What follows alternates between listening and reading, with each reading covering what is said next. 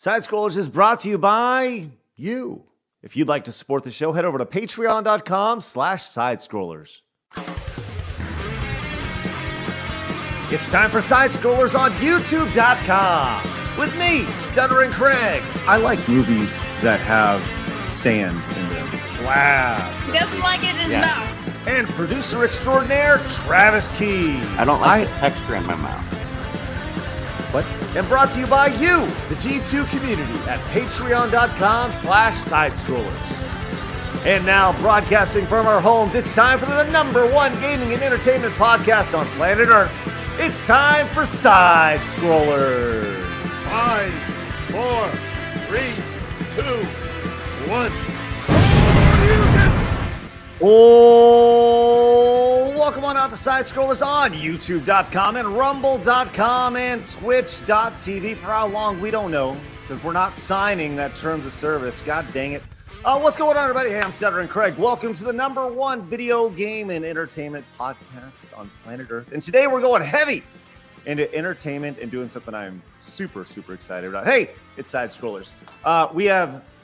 Look, I'm not going to lie. I'm really looking forward to today's show. This is something that I really, really want to do moving ahead.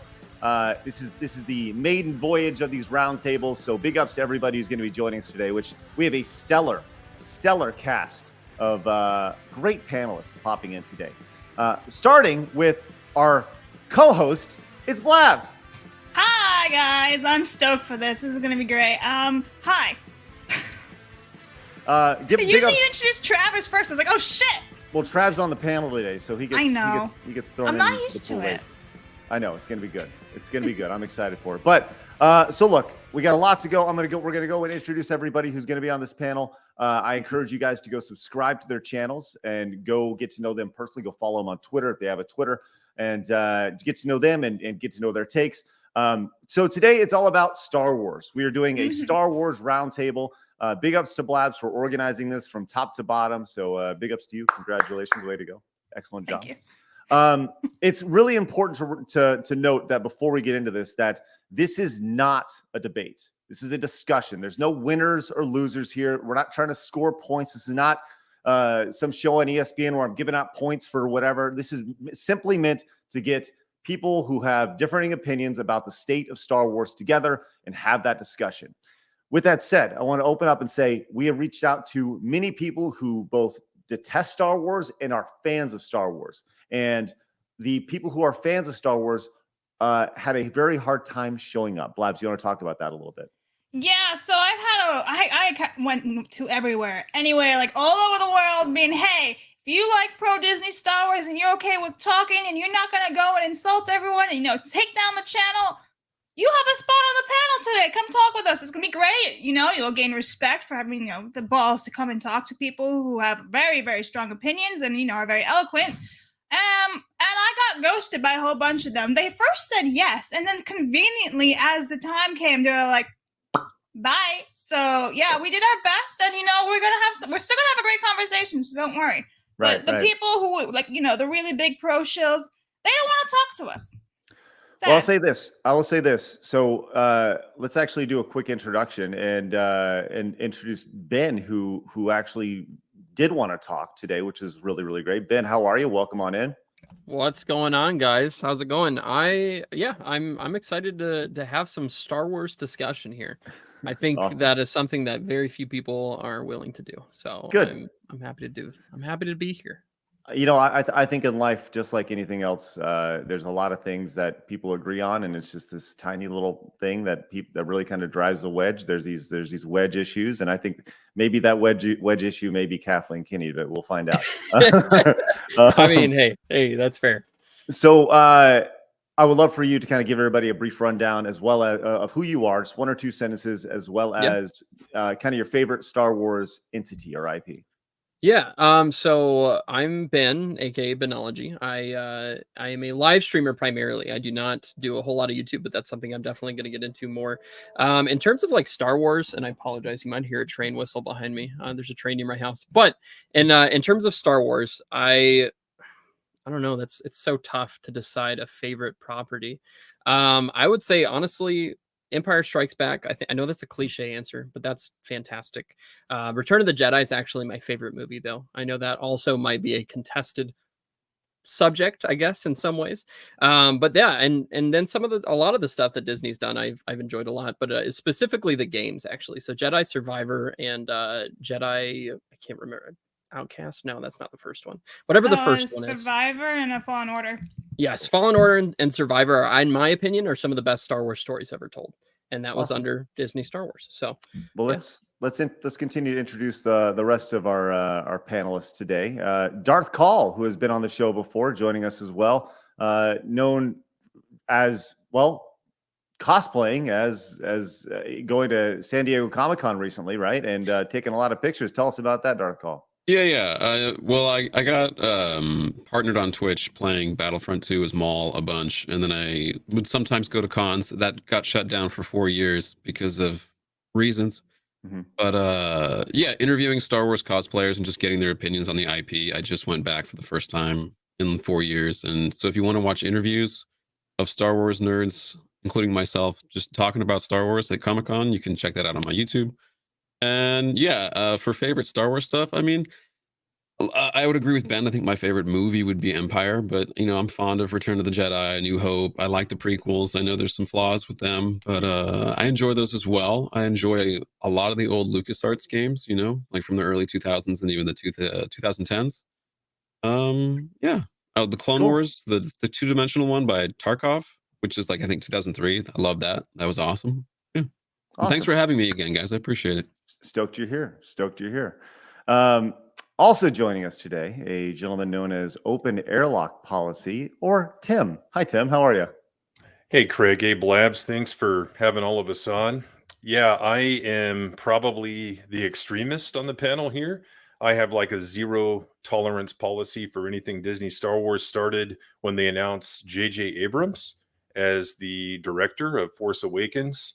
You can like what you like, but I approach it from more of a philosophical perspective where canon is defined a certain way, and you can't have dual canons.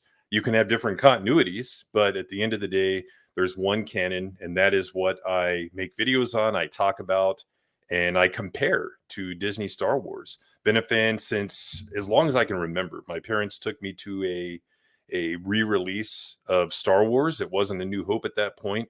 In the late 70s. Over here, I have shelves of books, comics, toys, everything. So not just Star Wars, all nerd franchises, but Star Wars has been my focus for a very long time, at the age of 47. So yeah, glad to be here. And one of my favorite things is the expanded universe, the books, comics, video games, seeing the journey of the characters, new characters created, all that stuff. So yeah, can't wait to get in. Excellent. Also joining us from Park Hoppin', it's Tom and Zort. Hello. Hi, Rogue Attraction here. I do theme park content, and I spend more time than I want to admit in Batuu. It's actually one of my favorite places to be on Disney property. So, in terms of that Star Wars memory, I was there opening for Star Tours in Disney World. I was a wee little lad, but that was cool. I actually got to meet George Lucas at that point in time when he was there for the opening. So that is actually my favorite thing. I love Rex. I love, if you don't know what Star Tours is, it is, you go through scenes of the movies. You went through the trench run in the original one, and you had a little droid in there, Rex, to pilot. As for movies, I'm actually A New Hope. A New Hope is it started it all. So everyone says Empire because it's dark and gritty, but A New Hope is your starting point for Star Wars. I also love Fallen Order. I like Rebels. So I guess I'm a balanced viewpoint in terms of this right now. Cool. Excellent. I was just on Star Tours, and I didn't know they'd switched it to the Phantom Menace with the pod racing and the underwater. It was really cool. Nice. I can tell you when you want to get the only original trilogy stuff. I'll tell you the times to ride it. There's specific times of the day you can get the original ride. Tom knows his stuff. He knows his stuff for sure. Also joining us today, a very rage-filled gentleman. Should be for lots of fireworks today. It's Raging Rhino. Hello. Thank you once again for having me on Side Scrollers. It's awesome to be here. So for me, Disney Star Wars is a complete and utter abomination of Star Wars, and George Lucas's Star Wars. The loyalty from Lucasfilm towards George Lucas and what he created and his mythology is completely pathetic from my perspective.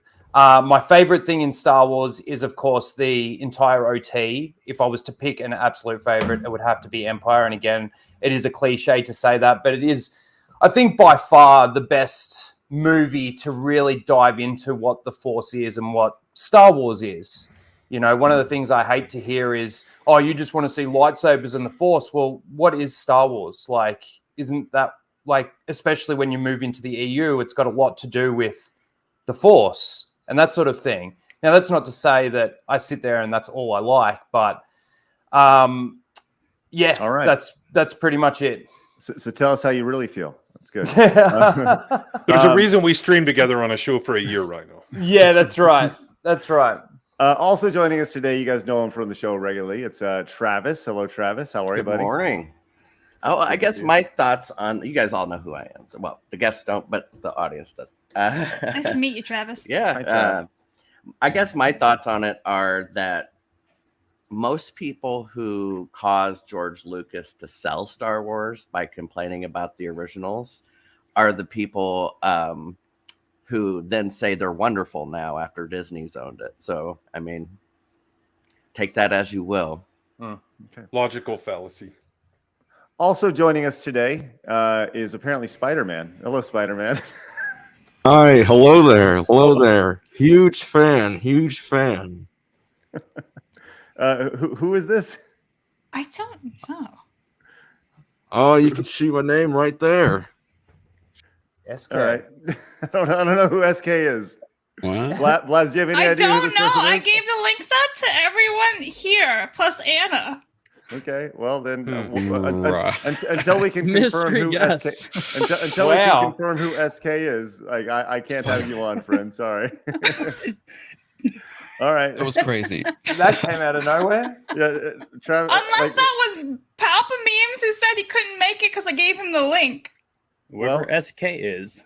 Well, if it is Palpa Memes, DM Blabs and let her know that it's actually you, because I don't even know That was what. Anna. I'm like, that's a weird name, SK. I was gonna say it's very odd. All right, let's get into this thing and let's see how this goes.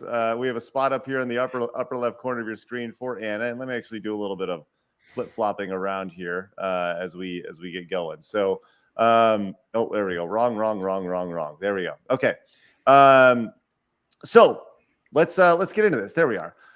I wanted to open this up with just the biggest complaint. What do y'all feel is the biggest complaint right now from people who you feel like who don't like the current state of Star Wars?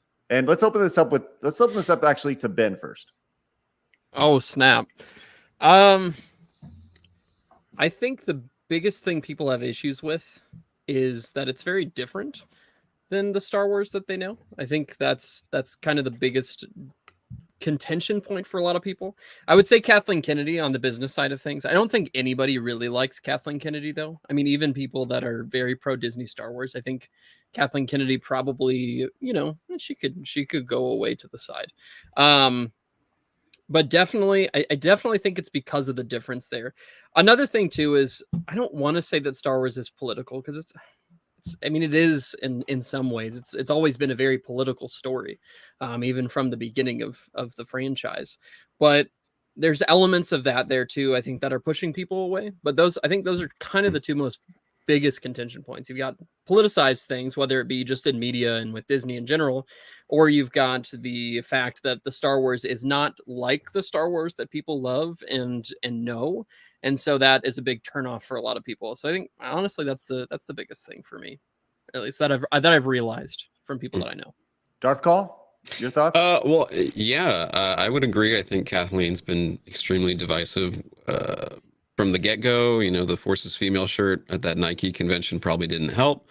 And to add on to what Ben said, and I think I agree, Star Wars has always revolved to some degree around politics, but I never felt like I was being preached to when it was George's version of it, where it feels like you might be getting hit over the head with some themes and certain sides of things with the Disney one. For me, my biggest issue is that it seems to be that they were lazy in how they approached the sequels. It seemed like they just kind of saw it as a golden goose to milk golden eggs out of, and they didn't really worry about, okay, well, continuity wise, how are we going to tell this story and take this 30-year bridge from Return of the Jedi and connect it to The Force Awakens? I don't think they really thought about it that much. They threw away George Lucas's treatments that he gave them for 7, 8, 9.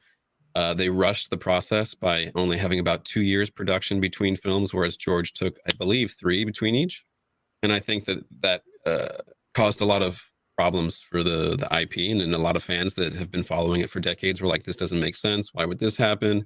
How can you turn Luke on his head with no explanation? It's just the next movie, boom, all of a sudden he's this. And we're not going to really explain why. We're not even going to have him in the first movie. We're going to advertise that he's going to be in the first movie, but really, surprise, he's not. And then you got to wait another couple of years, 2, and then he's not really Luke. And even Mark Hamill was like, yeah, he's Jake. It's, it's just constantly rubbing people the wrong way. And I think it's mostly because it's like, we're not even going to take the time to do a good job. We just don't care that much. It's just another one of our IPs under our umbrella, which we own pretty much everything. And, we'll tell you what to like. That's what Tom, your thoughts? All right. So I think when Disney bought Lucasfilm in 2012, I don't think there were that many people, because at that point in time, you had Disney just buying Marvel when Marvel was really doing well. Disney had a relationship with Lucasfilm for a long time. They had the Indiana Jones show, The Ride. They had a lot of goodwill at that point in time. I believe it's more of a cultural thing in terms of just our country in general had a big pivot shift on thought processing. Because when Disney bought Lucasfilm, Force Awakens, most people liked. Like, everyone kind of liked Force Awakens. There were some detractors, but there was not as many as after The Last Jedi. And I also think you have this whole cultural thing at the time with the Me Too movement and a lot more that third wave feminism coming through. Didn't have to do with Star Wars. It had more to do with our culture and our country. So I think that if you took the Disney Star Wars and moved it 5 years earlier, there'd be less complaints. There'd be maybe some bad writing complaints, but be less of this vitriol around the characters because of societal influences, if that makes sense. Sure. Tim, your thoughts? Yeah, and I may surprise everyone here with my response, but the argument I see most from our side is maybe that, hey, it's woke, and they probably have a point. But here's the thing. We've proven this, like with Luke Skywalker on Mandalorian. I think people all across the board would accept it if they took the woke stuff out. It wouldn't be good enough for me because, again, they destroyed the original continuity and they started inserting all of their stuff. And it doesn't really matter that if in the show they have woke politics, it's political to destroy established canon and supplant it with something else. It's very philosophical there to say, hey, what came before doesn't matter. We're going to create our own vision. So that's the argument I see most. And I think it's because people don't have the toolkit to make the argument. They don't have the reference books, the real life history of the creation of the franchise, the direction that Disney's taken it wasn't in line with what George was doing. You see a lot of high level, fallacious arguments from a lot of those accounts out there. And it's like, wait a minute, this is what George actually said. And here are some conflicting statements he's made. And he did conflict his own statements over 45 years. That's to be understood. He changed a few outlooks that he had on stuff, but at the same time, the direction of Star Wars has been what it was under him.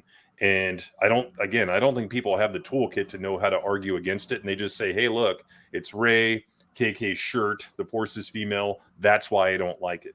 So that's why I try to use my platform to say, hey, here's why you should really not like these new things, because it's destroying what came before. Taking Thrawn, wrapping him up in tentacles, that never happened to the original Thrawn. He was brilliant. So he became Gargamel pretty much in Rebels. So that's what I see the most, and that's what I try to do, is educate people on here are the real reasons that Disney Star Wars is inferior to the original. Travis?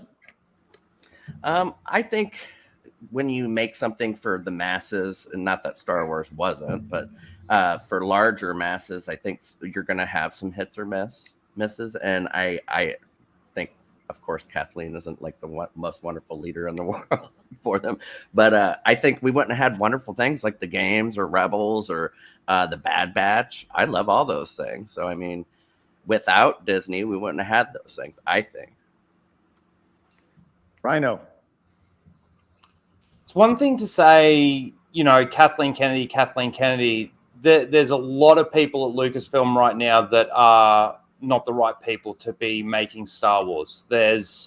I think that Dave Filoni's done a disservice to George's Star Wars as well. I know you guys just mentioned Travis with Rebels and things like that. It's just Aladdin in space. The thing is, for me, is Star Wars was deeper than that. Through the lore, the continuity, and the elements that were brought into it. It's kind of like the point that I always make, and some of the people in the chat are probably going to laugh at me for mentioning this so soon, is tracking fobs. Can anyone actually explain to me how a tracking fob actually works? What is it actually tracking? Is it DNA? Is it a little chip that's inside the arm? What's it actually, what's the transceiver that's sending out a signal to bring that back? Whereas, in Disney Star Wars, in normal Star Wars or George's Star Wars, you might get a full-on explanation about how a hyperdrive works or how these elements. So it was always deeper than that. And they just do this surface level storytelling just to continue, like, it's almost like just throwing Easter eggs or jangling the keys in front of people's faces so that they will just sit there and, oh yeah, this is Star Wars. It feels like Star Wars. Look, it's a lightsaber sort of thing. So it was always deeper than that for me. And that's where my argument comes from. And I think a lot of people that definitely got into the EU, I think, feel that same way as well, because when you actually expand on the story and even on the characters as well, to me, the characters in Disney Star Wars are very surface level characters that don't really have much depth to them. Their continuity is a bit all over the place, to be honest with you. And I could make the example with Mon Mothma in the Andor series. I think she's a complete abomination of the character of Mon Mothma, and that's going away from something like, I could bring up Rey Skywalker, for as the main example, but just looking at that simple character there's actually a lot in that, but nobody actually sees it for what it actually is. They kind of just like, oh look, it's Mon Mothma, yay! Like, instead of actually thinking, okay, so why isn't she going to, let's say, Bail Organa to get the credits that she needs when he is one of the richest people and on her side? You know what I mean? Like, so anyway. Allow me to kind of hop in real quick. And what I'm hearing from like the detractor side is it almost sounds like one of the biggest reasons why you're upset or why you don't feel good about the state of Star Wars is you almost feel like it's been dumbed down a little bit. Is that accurate? Well, Disney has to do that to appeal to the lowest common denominator because they want to farm the most money. Right. But this is the difference. One more thing. Back in the day, Lucasfilm didn't used to shit talk consumers and ticket buyers, and now that's become a thing, and that maybe that's because social media became a thing as well. But that didn't used to happen where, directors and presidents of Lucasfilm would insinuate that the people buying the tickets, these are the people you want to be nicest to, are sexist and racist and, basically just shit talking them. This is the other thing too. Can I just jump in and just say this is the other thing too with that is that George Lucas was able to make Star Wars for normies, but keep lore, continuity, and canon in check for all the hardcore fans. You know what I mean? Like he was able to actually structure it so that for those fans that do dive deep into the lore, the continuity, and the canon of these stories and these characters and, the technology and all of this kind of thing, George was actually able to keep that pretty much in check. Now, I will say there are a couple of elements in the prequels that probably sort of die off a little bit. For example, R2-D2 flying. So there are those little things in there, but it doesn't completely destroy the story necessarily or the character development or the continuity of the story. So he was able to keep the normies happy, by just seeing the action and the fantasy and the sci-fi side of it and all of that sort of thing. But for all the hardcore fans, he was actually able to keep all that other stuff in check. Whereas that's something that Disney's failed to do on everything that I've seen that they've done. I could name any one of their shows and bring up at least one thing that's wrong with it. Reva being stabbed. Go to Boba Fett. Well, let's talk about the how come the Qui-Gon mods. didn't survive like Reva? That was a little weird, right? Well, yeah, but the other thing too is even Qui-Gon showing up as a Force ghost goes against Disney's own canon. They said in Clone Wars, that like when Yoda's talking to him and everything, you know, show me, can you, or like reveal yourself to me? And he's like, no, because I didn't complete the training. And then people want to use their head canon to say, oh, he completed the training after the fact. And that's not how it works, based on how Obi-Wan helped Anakin become a Force ghost at the end of Return of the Jedi in the novelization. It's not how it works. And it's anyway. Tom, your thoughts? I just wanted to say something. George Lucas himself didn't really like the EU, though. Didn't he quote that he wasn't going to read logical them? fallacy. Yeah, well, and also the EU had really nothing to do with George or George's Star Wars. Yes, it did. He approved everything. Yes, it did. He I'm sat down. I'm not going to read them. Like, he's quoted for saying that. And I also want to point out, how can you decanonize something that was never canon? People always like to make the argument, oh, the EU was never canon. The EU was never canon. Well, how do you decanonize it? That's a good question. If it was never canon. Yeah, why did it have to be announced? We're getting rid of this. That's right. Well, exactly. Right. This is coming from someone who does really love the EU. I mean, the decanonizing, that doesn't make a whole lot of sense. I think those stories could have been fine, actually, just being kept the way they were. At least the Old Republic type stuff. The Old Republic era is the coolest era in Star Wars. I think it's the best period in Star Wars. I think that surpasses pretty much every movie. But should have been a trilogy, wouldn't you say? Like, that would have made a lot of money. Absolutely. Paid. Yeah.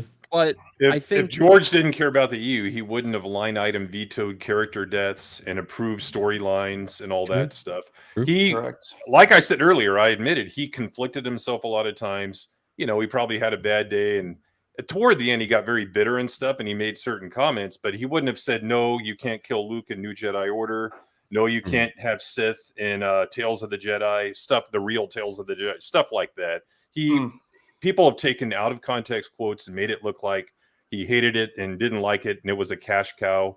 And that's kind of an offense against him to say all he cared about was the money. No, I think he cared about his universe, and that's why he actually talked to some of the authors in his office at Skywalker Ranch. But also too, you got the decanonization of the EU, so that Disney's words, so that they could actually have a linear timeline and be very consistent, and the continuity was going to be smooth between the books, comics, games, TV shows, and movies, right? That was their statement.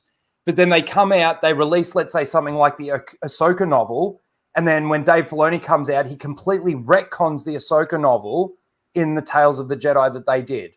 Complete retcon. Do you remember Ryan Kinnell's theory on that? And this is years back. As soon as they announced JJ, and they had to beg JJ and pay him a lot of money to sign on to Force Awakens, the theory that Ryan had was that he said, hey, I'm not going to do it unless I get to do my own thing. And he did it with Star Trek as well. Let's create the Abrams verse, the Kelvin verse, whatever you want to call it, so he can have his own continuity. So, you know, I think that JJ might have had a lot to do with that, where they said, hey, reset so I can just do my own thing and not have to worry about what happened in the prior books and publications. You know, we did just have a new panelist top in. Actually, it looks like she will be back in just a minute. But that Star Wars girl is also going to be joining us here in just a moment. So we'll be bringing her in once she pops her camera back on. There we are. Let's bring her back in. Hello, how are you? Hi. So sorry for being late. No worries. Welcome on in. Hi. Fashionably late. So we're having a good discussion right now, just about the state of Star Wars as a whole, and kind of the one sticking point that I've heard is you know, the general thought of it kind of being dumbed down, right? I've also heard the talking about the shallowness of some of the characters in Disney Star Wars, specifically Rey. As I was prepping for this, I was doing a little research on why people don't like Rey, and just as a whole. And I wanted to pull up this quick few seconds about Rey from a video from a creator called Nutsa. A subscriber, you can go subscribe to her over on YouTube. And I just wanted to watch this real quick and listen to this, and then get y'all's thoughts on this. So let's take a quick glance. Just go listen to this really fast. You have the identity problem, the issue being that Rey never gets to have one. Like, okay now, her lightsaber's actually Anakin's, her ship is really Han's, her powers come from Palpatine, her surname is of Skywalker's. The fact that she keeps jumping back and forth between different surnames and ancestry history doesn't really help the deal either. The more the time passes, the more convinced I become that the people behind this trilogy accidentally wrote a placeholder for self-insertion instead of a character. All right, so that's kind of the thought, is that, you know, she's obviously an amalgamation of many characters. Anna, you're just joining us. Love to hear your thoughts. Yeah, I think she's terrible. I'll never get those hours of my life back. So yeah. I think that girl said it pretty well. See, I disagree with everything she said myself, because I think she's literally complaining about Luke. Think of it as she's talking about Luke Skywalker. It's the exact same fucking thing. But hang on. Luke had a story arc. He was trained. He you can they're two completely conflicting things. Now there was one statement in there that she was actually wrong on, is that she got her powers from Palpatine. No, in the books that Disney came out with, she got her powers from Kylo Ren, downloading them while he was force torturing her. Yeah, that downloaded. Yeah, that was the explanation. In the novelization, she downloads Kylo Ren's training, and that's how they justified her being a Mary Sue. They knew that they created a Mary Sue to the point where they needed to justify it through the novelization, that she downloaded Kylo Ren's force powers by using a torture technique. Well, and on top of that, she also ends up with Poe's Dameron's droid at the end of the movie when Poe is still alive. What is BB-8 doing there next to her at the sunset after she's got Luke's and Leia's lightsabers, Han's ship, Skywalker name? She just takes it all. She's got it all at the end. Yeah, why didn't Chewbacca inherit the Falcon? Like, how many years of service did that guy put in? That's fucked up. Can I ask a question about what you said, Rhino? Let's go Trav. Let's go Trav. Back to Rhino to Ben. I want to hear Ben's thoughts on this. What training did Luke get? He had a thing on over his eyes and blocked some shots from a droid, and then he lifted some rocks around and ran around in the forest. That's my right? That movie, he got his ass. Do you know how long he spent on Dagobah? That's training, getting your ass whooped. You know how long? So did Rey. Yeah, that is training. No. Rey got her ass going whooped to Dagobah with Yoda and lifting a few rocks and running around in the forest. Which is infinitely more than Rey did. And again, Rey in the first movie dominates. She should have lifted a couple of Luke rocks. Doesn't get a W until the end of the third movie. No, Rey just decides to start meditating in midair with rocks floating around her. Hey, it looks more impressive than lifting a few pebbles. With the it's completely against continuity and canon. All right, Ben, let's hear it. Rey is such a tough character, because I think the way that they set her up in The Force Awakens was very much like supposed to be similar to Luke, but then I actually think that Rian Johnson was trying to go a very different direction with her and give her a character and give her a personality. And I think that J.J. Abrams kind of I know you're gonna laugh at that, but it's true. There's so much. When give me examples of that. Everything that they do with the connection between Rey, with the connection between Rey and Kylo Ren, with all of those things is far more interesting than everything else that happens in the sequel trilogy. Like, you can't deny that's not at least interesting, right? There's something there. There's an intriguing story element there, and there's a lot more they could have done with Rey. Now, I think that they actually went the wrong way with their character in the last movie, and that's more by just not developing what story was laid before in The Last Jedi. So I don't know. I mean, I don't think that she's a horrible character, but I also don't think she's amazing. I think Kylo Ren's the best character in the whole sequel trilogy. But Anna? we know Yeah. they didn't plot By out far. the 3 movies. Like there was no overarching plan or No, a I think schematic. that- They did it one, and then they hot potatoed it to the next guy. He did whatever the hell he wanted, and then they hot potatoed it back to the other guy. After the second one, really got a lot of backlash. I think I the real think that problem with the- Rey, along with all the characters, is that it was lazily done. There wasn't a lot of respect for what came before, and they were just expecting to milk the franchise because the fans would lap up whatever they put in the bowls, and that's not actually what happened. And No, so I don't think it's just Rey that suffers. I think they all suffer from a lack of preparation, a lack of planning, and lazy writing. But that's just my opinion. Kylo Ren forgives himself at the end of Rise of Skywalker with a vision of his own dad from his mind. That Darth Vader forgived himself at the end of Empire. Are you fucking kidding me? I'm What? Kylo my Ren God. is. See, I Oh my think God, you're conflating the two. That is Yeah, two because completely why different not? things. They're conflate the very two? similar. It's the exact But same it's- thing. No, it's not. That's not what happened. Coming to terms with what you did is very different than forgiving yourself. not really. Coming to terms with what you did is pretty much the same No, as it's not. forgiving No, yourself. it's not. You can come to terms with what you did and acknowledge that you fucked up in life. That's what Kylo Ren did. And did he not try and redeem himself? Yes, he did. And Luke, It's a visualization of his thought process. and Luke Having noticed Han the there was good a in his visualization. father and helped What? him return. What reality Just- do you guys live in? Yeah, I Just know. because there was no like crazy What is this? flashback with Kylo Ren realizing all the terrible stuff he did, doesn't mean that it wasn't the exact same When thing that does happened. Kylo acknowledge all the terrible stuff he does? Oh yeah, that's Kylo makes a He never decision. He acknowledges makes a what he did and decision. how wrong it was. He makes a very clear decision to do the right thing, which is in many ways basically taking accountability for what you've done, and he ends up dying to do so.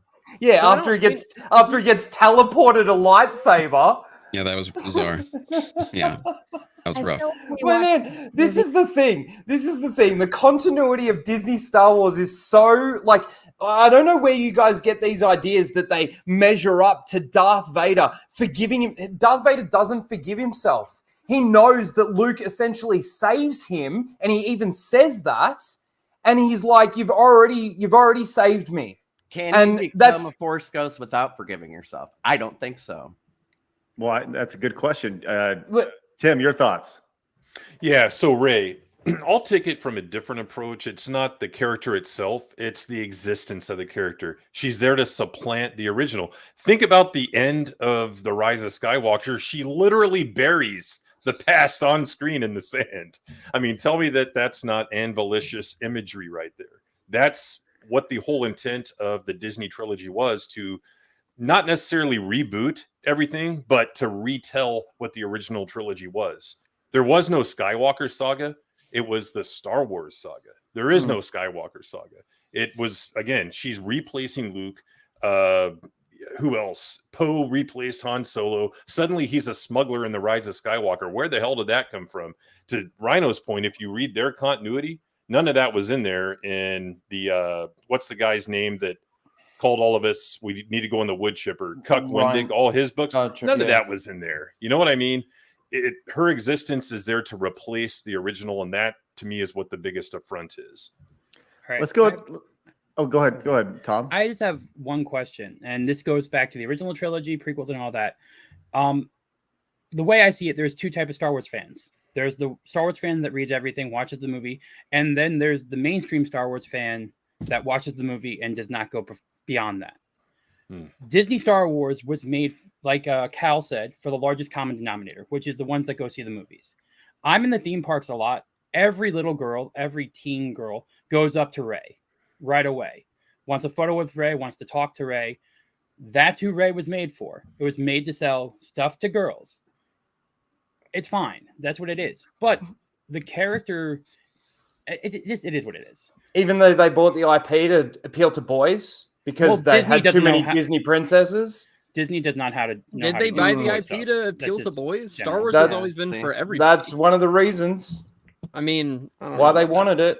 And also, if you look at how Disney Disney and Lucasfilm allowed this during Star Wars weekends back in the day, like, let's be honest, Lucasfilm wasn't really covering and caring about their IP then. You had Leia and Padme twerking on stage. So I'm just saying, like, you can't say Lucas. It's true. You can go and look up the video. I'm not disputing. I'm just saying. So humorous, though, I don't know. Lucasfilm didn't really care that much then about their IP or about protecting it or caring about how the fans saw it. It was already a joke before Disney bought it in some spaces. So bad is bad. You can't use bad to justify more bad, though. I'm just saying it's not like it wasn't already going downhill at that But see, you also, Tom, you also made the point that this is for like just the casual Star Wars fan, right?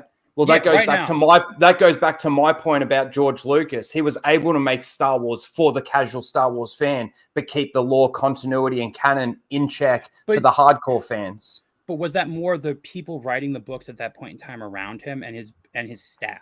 Well, like yeah. So why can't Lucasfilm actually employ more people that are actual fans to actually make good Star Wars? But that was my why do they point have to get Leslie Headland? culture. You know, all the Star Wars. My favorite Star Wars is all the Star Wars.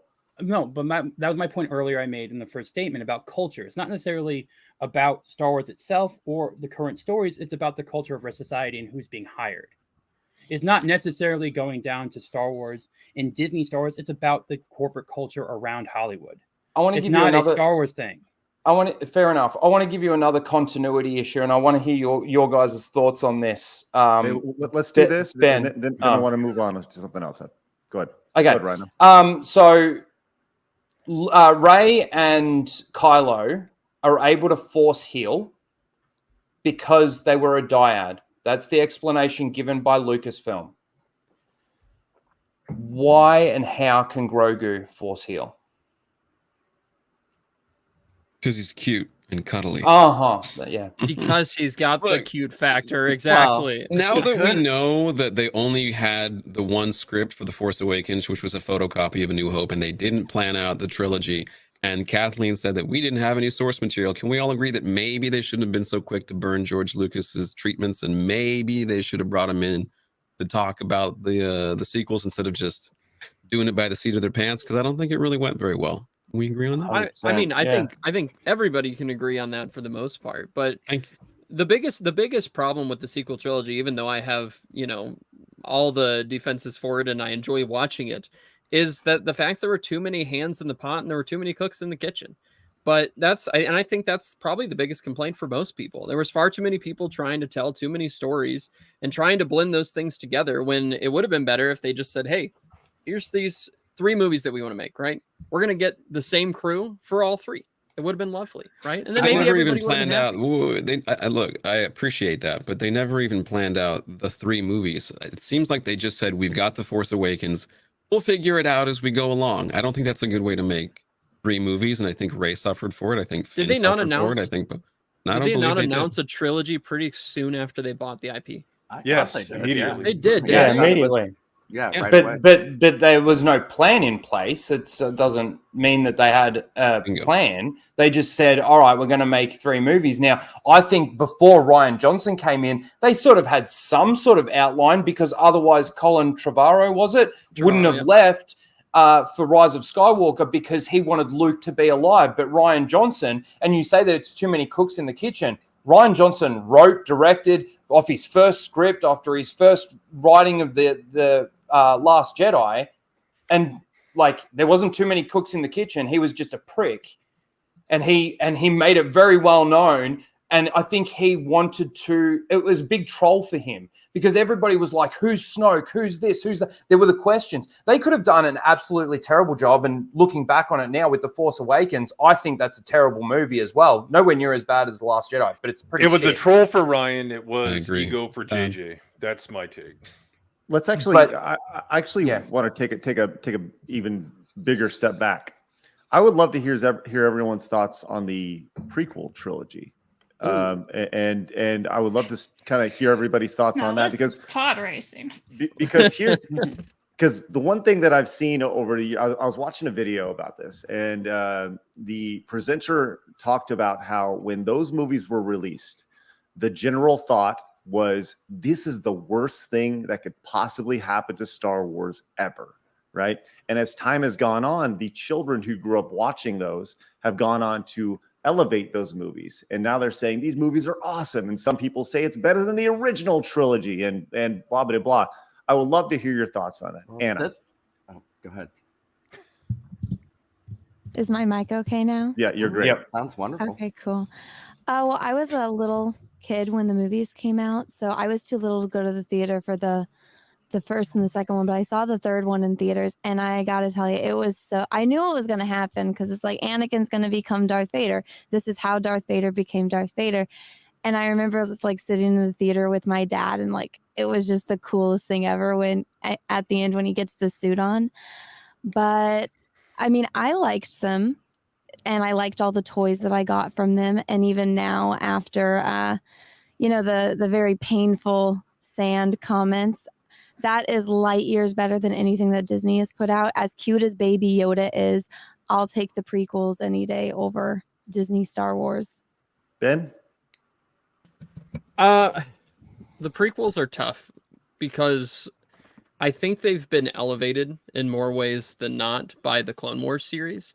I think that the prequels as a standalone trilogy is very weak in terms of like characterization and storytelling. I think that George Lucas is an incredible developer of a story, and he's a very good world builder. And I think all of those things are very true, especially for the prequels.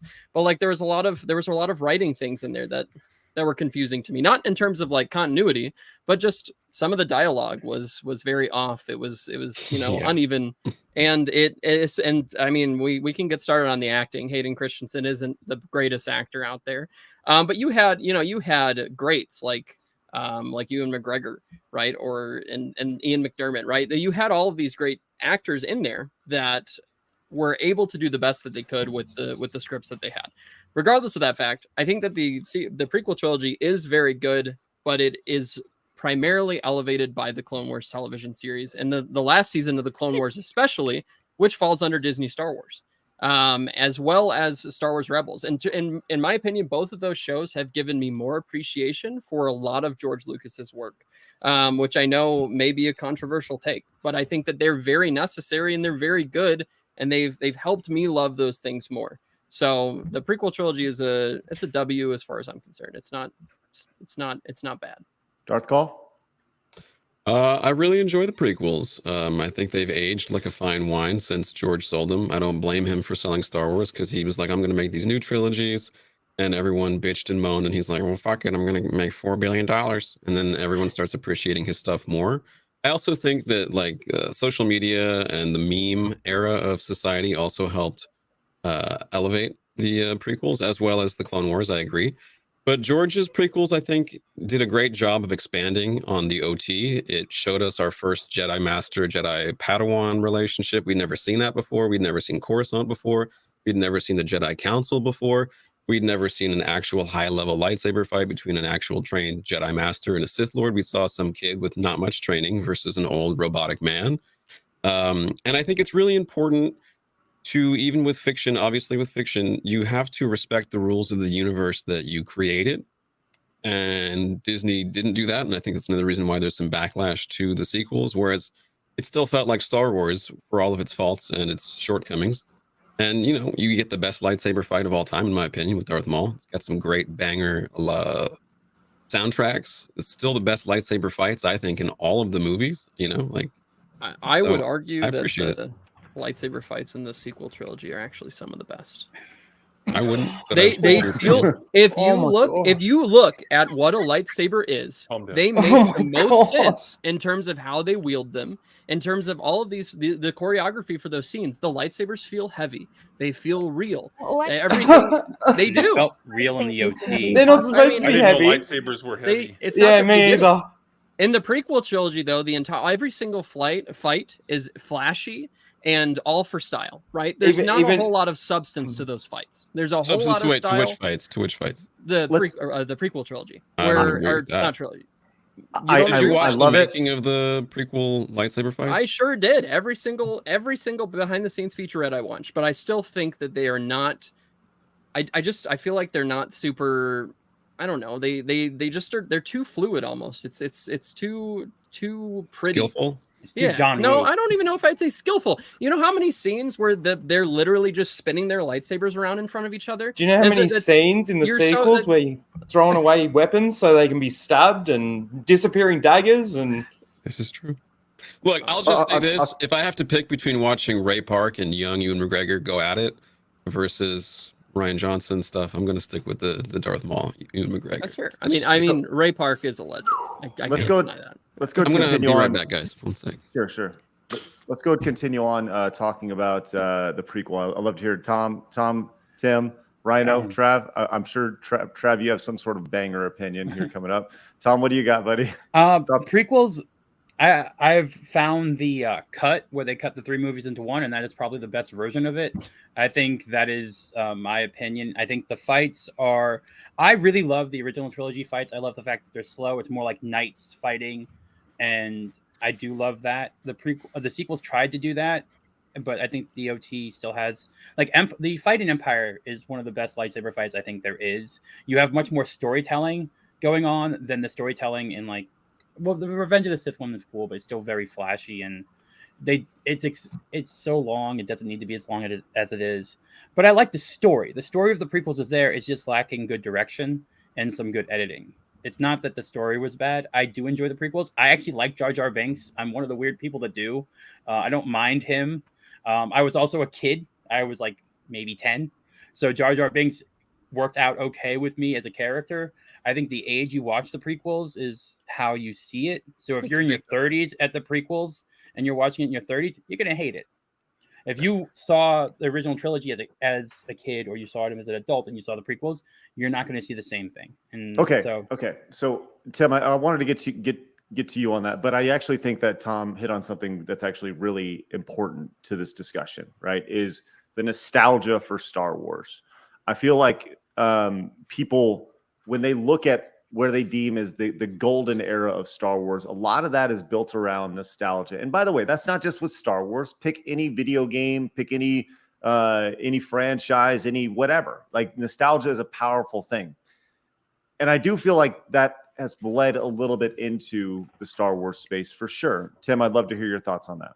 Yeah, so the difference there is you can get that nostalgic feeling, then go back and revisit something, and you're like, oh, wait a minute. And take Transformers cartoon, for example. The movie, I don't mean the live action, but the original animated movie, amazing, even if you watch it today. But the cartoon itself, a lot of those episodes are shit. But you think about it wow, I remember Transformers, right? You get the DVD set or stream it, and it's not that good. But with Star Wars, old Star Trek episodes, you're like, man, I see this picture. I want to watch some of that old stuff. Then you watch it and you're like, wow, I remember why I like this. So that's the distinction there. I think the decision to go back and watch something is driven by nostalgia, or somebody making a tweet without realizing what does that actually mean. Because you watch even G.I. Joe episodes, horrible, from the 80s, most of them, not all of them. That's the distinction there, Craig. Now on the prequels themselves, I have a whole shelf over here full of prequel collectibles. Most of my stuff is OT, I'll admit it, but I do have prequel collectibles. I was well into adulthood when TPM came out. I saw it probably 8 times in the theater. I was there the night the VHS came out, the night that the DVD set with some, extra content came out, all that stuff. So I think it was a media sensation for people to say, oh, all these toxic fans hate it. I think they latched on to a few people making comments, because at that time, being on America Online, all that, Star Wars forums, people loved it. People my age, younger people, and people slightly older than me at the time, we loved it. Yeah, you had a few people that said, oh, it wasn't what I expected, all this stuff. But you read the very first page of the Star Wars novelization, 1976, and it talked about that. This is what happened before. You're like, wow, I want to see that political thriller. And we got it. If you can look at the prequels and see Palpatine's story arc there, how can you not love that? The political manipulation, the two-facedness of him talking to people as Palpatine and smiling, and then he's over here with all these machinations. That's an amazing story, and I love it. And especially if you get into the expanded universe part of it, you see some of the background on what he did, tying all that stuff together. I love the prequel era as a Star Wars fan. Rhino, I'd love to hear your thoughts on nostalgia and the built-in, just the idea of how much nostalgia plays for your affection for Star Wars. I think nostalgia is important, but in the same token, like nostalgia is very. You've got to be unique with the nostalgia, I guess is the best way to put it. Like you can't just throw something on the screen and just expect everybody to be like, oh, I remember that. I remember that. There's got to be meaning behind it. It can't just be there, right? Like I'll give an example. In the Andor series, in Luthen's store, right? All the Rebels fans will know this. There were the tablets, from the Mortis arc with the fists and the hands and all of that sort of thing. How did he get those when the wolves showed Ezra those? They disappeared. They took the tablets with them. So what, did he go and kill the wolves and just take the tablets off them? Like you've got to essentially then start using headcanon again, and I hate that because headcanon isn't a thing, to explain why they're in his store. Why does Luthen have all these Jedi and Force relics in his store on Coruscant? I tell you what, if Vader and Palpatine were to sense this store on Coruscant with all these Force things in there, holocrons and the tablets and what's his name's armor, Starkiller's armor, and all of this kind of thing, they would have raided the store, killed anyone in there, and walked out with all the Force relics from that store. So again, everybody sits there and goes, oh, I remember that. Oh, I remember that. I know what that is. But no one, it's just there for the sake of being there. So nostalgia needs to be, it almost needs to be hidden. The Easter eggs almost need to be hidden, and they become this, oh, that is what that is. Okay, I see that, or I get that, or that makes sense. It can't just be just there, yeah. So that's on nostalgia. In regards to the prequels, just really quickly, I think the prequels were really good. I think it told a really good story. I do agree with pretty much everybody here where there was a bit of dialogue issues, like the one scene that I actually can't sit through and I got to fast forward is the fireplace scene. I'm haunted by the kiss. I should never have given you, please give me a bucket. I just can't. Be quiet. Did you see the dress she wore in that scene? Stop, Lino. George designed that himself. He's like, I made this for you. Yes, he did. That's the only thing that can made me possibly get through that scene. But there is never been on a bad date. Yeah, I say really cringy stuff. Yeah, there is some bad dialogue and stuff like that. But at the end of the day, I think it did tell a good, cohesive, consistent story. I think the reason why people do say that the Clone Wars made it better was because obviously over those three movies, it takes place over such a massive amount of time, starting with Anakin as a kid, as a boy, and then all the way to him becoming Vader. It's over a very long period of time. And I think that's where probably the biggest mistake for me was made, was that it should have started essentially around the beginning of the Clone Wars. You've got the Plagueis novel that really ties into all of that really well as well. And they should have started there, and it should have been over a shorter amount of time. And in the middle, we should have had a mission for Obi-Wan and Anakin during the events of the Clone Wars. And we should have seen a bit more of that, I feel. Because we only really got to see the beginning of the Clone Wars and the end of the Clone Wars. Can I add on to that also, that one of the things I loved about the Clone Wars, the show, was that characters that you wouldn't usually see in the limelight, that you never even hear speak, that maybe you liked as a kid, now you get to explore those characters, like Kit Fisto or Plo Koon. I liked those characters, but I didn't know anything about them. You see Kit Fisto just get killed in 2 seconds in the movies, but in the show, it's like he's got his own arc, he's got his own thing, he's got his own personality. That was cool to see some of the lesser known characters. I do agree with that. I do agree with that, but also too, I want to make the point where there is flaws in the Clone Wars, where Grievous always has to bail out before Anakin gets there because they never cross paths until Revenge of the Sith. Kind of like Kenobi with Vader. It's like, why are they fighting right now? Yeah. So it's kind of like they had to continually write Grievous out of the story and keep moving him. And it really, for me, it was quite jarring in regards to the way that they actually had to write it. So they made sure that Grievous and Anakin never actually physically crossed paths before Revenge of the Sith. Let's go ahead and move on to another topic real quick. And Can I just share one thing really quickly, if I can? This was just in regards to the choreography of the fight scenes in the sequels compared to the choreography from the prequels. If you can share my screen really quickly. This is from the great Robot Head. If you don't know who Robot Head is, he is awesome. So if I can just play this really quickly. We go to the worst choreographed fight in the history of mankind. Why are you spinning? Stop spinning. Kylo just hit the ground. And look at the other guy. He's about to go for his sword instead of his head. Where are you going? Why is this guy running off? Hang on. She just kicked 3 people with one kick. What the fuck? This is awesome. That kick's embarrassing. Just quickly, who are they fighting for? This is their new boss now. What would have happened if they'd killed Kylo? Like, who would they then answer to? Very confused man. Man, she's good. 2 points here. The worst thing to have in a spaceship is fire. But these guys stand in front of a massive wall with weapons that light it up like a Christmas tree. So what's the matter with you? Secondly, what the fuck is this guy doing? This isn't something you slow down to see. This guy is literally waiting his turn. What are you doing over there, buddy? Fucking get into the fight. Oh, good. More screaming. Remember when Jedis would focus? There's one little bit that I really want to get to. Sorry, I know it's a little bit longer than I actually anticipated, but continue.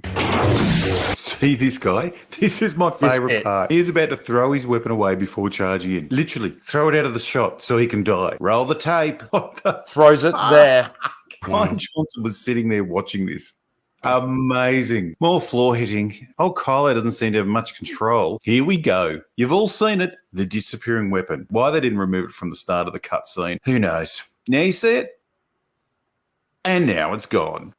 But that's not it. He has another chance to kill her. And then the move that just fucks me off. That arm was pushing against her. As soon as she let go, that weapon should have gone clean through her face. And anyway, that's just the point that I wanted to make in regards to what we got some of the best choreography in the sequels. I completely disagree. All right. I make a statement on what we're talking about? Absolutely not, Travis.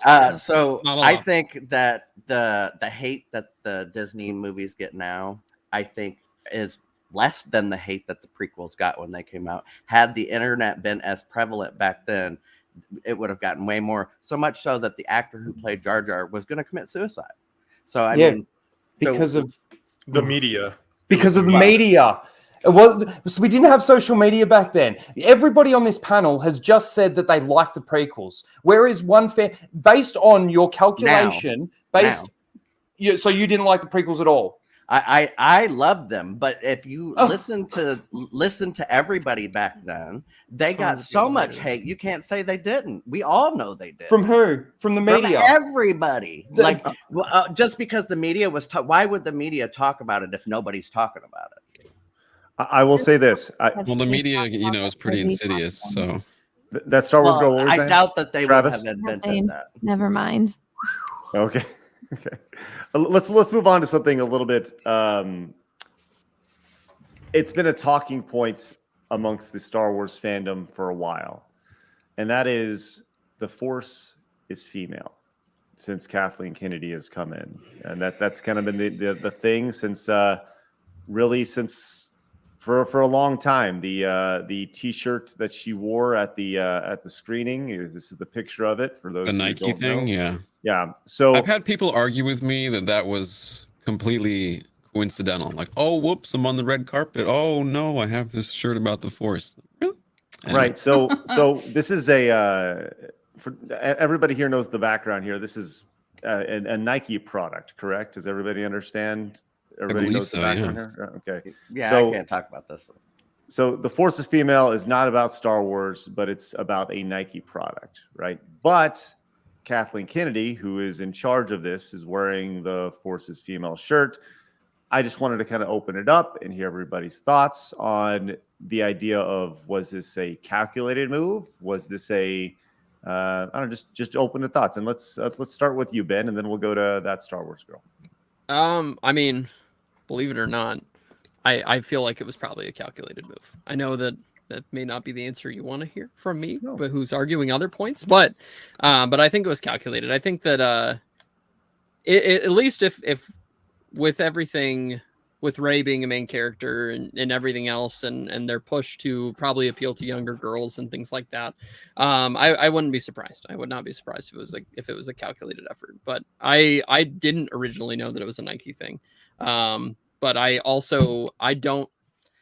A lot of that stuff, the press things especially, I stay out of that. I don't like to read it. I don't like to deal with it. It's just annoying at the end of the day. But I think it was definitely, there's definitely some element of calculation there. That Star Wars girl. 100%. They know what they're doing. They know what that was going to do. And especially since they made a big thing about how the lead was going to be female. Nothing like that happens on accident. What do y'all go ahead? Oh, I just completely agree. And if the Disney wanted to go in the direction of, we got to focus on a female Jedi and we'd like to put men down, if that is what they wanted to do, all they had to do was use the expanded universe and use Leia and Han's kid, because the good guy is Jaina Solo, a chick, and she kills her brother, I believe, the bad guy, her twin brother, right? So Spoilers. Right? Throw that up really quick, Craig. This is from the late 90s, Star Wars Galaxy magazine, an entire article on the women of Star Wars. So what KK was doing, obviously calculated, but nothing new. Mary Jo Duffy in the late 80s ran the entire Star Wars comic. A.C. Crispin wrote the Han Solo trilogy, like his life story when he was a youth and stuff, until, up to the point of A New Hope. You had Kathy Tyers, all the authors and stuff. So nothing's new here. So it's like, hey, KK, you've been working for this company how long? And you didn't know that they've supported women all along? It's ridiculous. Well, not only that, you had Katie Lucas, who wrote some of the best episodes of the Clone Wars. They just completely ignore all of that. Also, this is what I don't like that they do now, especially, is they don't understand the difference between quality versus quantity. So you only needed one woman in Star Wars to get the job done, which was Princess Leia. You didn't need more. There could have been more. There were some more, but you didn't need it. And if anything, adding all, you have to look at women. There's 100 women doing this thing. I was just playing that Star Wars video game, the one with the Fallen Order. Yeah, Fallen Order. And so I just finished the boss fight on Kashyyyk, and I'm just standing there and I'm like, why are there a bunch of women here? No wonder my character went through hell having to fight all these characters in this boss fight. It's because there's all these women here. Why are there women on the front line of battle? That doesn't make any sense to me. Even as a woman, yes, you can have some female characters, but it's not like they're Jedi using the Force. They're literally fighting stormtroopers. I'm like, there's no way any of these women would have just lived. They would have gotten their ass handed to them by a bunch of full-grown men in armor with blasters. But they don't know any of that. So can I just add one point about the Force's female thing? Coming from Disney is more of my wheelhouse in terms of things and knowing that stuff. They're an analytics-based company. Everything they do, everything running is based around about numbers. And they looked at the analytics of who they spend, what in the parks. Women spend on average more in the parks. They buy more princess merch than prince merch. And basically, they're like, all right, well, Rey merch in the first year when Galaxy's Edge opened sold 2-1 over Kylo Ren, because there's more females going to the parks. That's their biggest revenue earner, are the parks. So they were thinking about those statistics and that money flow. I think the messaging just helped get the Disney adults behind them, because that also tends to be the larger number of Disney adults are female. So I'm just saying in terms of pure number side of things. But let me kind of throw the other side of that out while I have the opportunity. Do you feel that it was 2-1 margins over Kylo Ren because she's the good one and he's the bad one? I think that at that point in time, Marvel was so large for boys because you got to think about when the Force Awakens came out, Marvel was already sort of like steamrolling. So I think Marvel became Disney's boy brand for that time period, and Star Wars became Disney's girl brand for the live action. Can I That ask was if you're saying sold out 2-to-1? Like dolls, what? Costume? Clothing, shirts, and stuff like that. Within the first 2 years of Galaxy's Edge being open, Rey merchandise sold a little bit better than Kylo Ren. Now, OT How much merchandise sold. Rey was there compared to Kylo Ren? Was it exactly equal? Because I No, go to no. Disneyland all the time. No, and Disney does not do equal merchandise from boys to girls. So there's always at least 4 shirt options for females over males. That's changing now because they're just making everything unisex. But originally, they always had at least 4 to 5 shirt options for females versus males. It's I gotta ask because they assume girls want to play dress up more. Yeah, they assume that women will wear more stylish stuff, so there's more designs made for them. I gotta ask, how much more would the profits have been for Kylo and Rey if they had the OT characters like the droids, Darth Vader, characters that the parents would recognize and gravitate towards? How much more money would they have made had that been the case instead of just only having the sequels characters? So I wonder. The sabers and droids are the highest selling things they have in terms of Galaxy's Edge. The droids are all customized and they have R2 and BB-8. Both of those sell well. Those are also gender neutral. Lightsabers and droids, everyone likes it. There's no... I will say this, more people buy the Rey saber than I thought would in terms of purchasing. They don't even... No, the one from the end saber? They stopped calling it Rey's saber, by the way. It is now called Anakin's saber. I wonder why. No longer called the Skywalker saber. I'm just telling you that. They've, in the past 2 years, they've increased OT merch by about 50 to 60% inside the parks, from what I've seen. So there is more original trilogy merch being pushed out, less sequel trilogy merch. Can I ask but all I'm saying is, if I was in charge of Galaxy's Edge, and you told me there wasn't a Darth Vader walking around, and there wasn't a Chewbacca walking around, and there wasn't a Princess Leia walking around, that would be the first thing I would have changed. Is the people who are bringing their kids are going to recognize those characters, not the sequels, and they're probably going to open their wallets up a lot faster when they see characters that they gravitate towards, and then they'll go, "Oh, and who's this? Oh, this is Rey. Oh, Kylo. Okay, some new stuff. Cool." And one other thing, are you saying it's generational? That's not Disney's fault. That is actually on Lucasfilm, not on Disney. Disney Imagineers, Disney Parks operations, all of them want Disney? That. No. Kathleen Kennedy in the contract for this creation, like the reason why Mando has to walk only in 5 feet area is contractually that's all he's allowed to be in. So Lucasfilm controls a lot of. Say that again. Wait. Mando is in Disney and he's only allowed to be where? He's allowed to walk in one section only. He cannot go past the market or near Rise of the Resistance. He has one little walking strip he's allowed to do. Wow. Because of contract reasons from Lucasfilms. It's crazy. Same reason why there's no Force Ghost photos. Like you can't put Obi-Wan or Yoda in your photo because Lucasfilm controls that. So when you're saying Disney, it's more Lucasfilm than Disney in terms of a lot of the bad things. Why? They own Lucasfilm, though. I don't get that. But Kathleen Kennedy made the contracts. When you sell, you have a contract. Based on what Darth said, though, it's generational. So this is the thing that doesn't make any sense to me, right? Is that they got the fans. They had the fans. Why do you think it sold for $4 billion? They had the fans that they were ever going to get. They weren't ever going to get these new fans that they're going for. Now they are, because it's just this surface level garbage, right? But it's generational. You got these hardcore Star Wars fans that are going to take their kids, and then hopefully their kids are going to become Star Wars fans, and then their kids are going to become Star Wars fans because they've made them sit down and watched it, and they've sat down and maybe explained some of the story elements and this and that to them. It's generational. You never going for this new audience thing is beyond me. And then the whole Force is female. Well, it's obviously calculated, and you see it in everything that they're doing. You've got now the Ahsoka series. You've got Reva had to be there when her story was horrible. You've got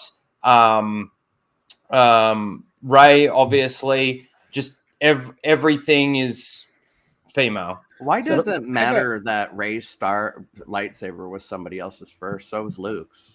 I just heard you guys say that earlier, and I'm baffled by it.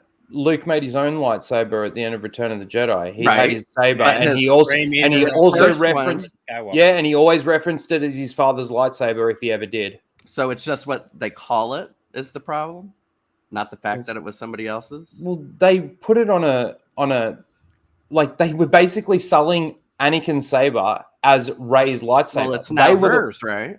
No, it's not. She didn't build it. That's She- the She buried it. That's what she It's did. like saying Right, that. but they- it's but like they got- saying if we- that Darth Maul's. If she ended up with Darth Maul's dual-ended lightsaber, Which would you be say a Rey's? travesty. would you- It should yeah. never happen. Yeah. Would you say Rey's lightsaber? Well, I would say it's hers until Gotcha. she makes her own. We have to think about this though. When you're learning in the Force, you get to a certain point, then you build your lightsaber. These people were thrust into it way before that point.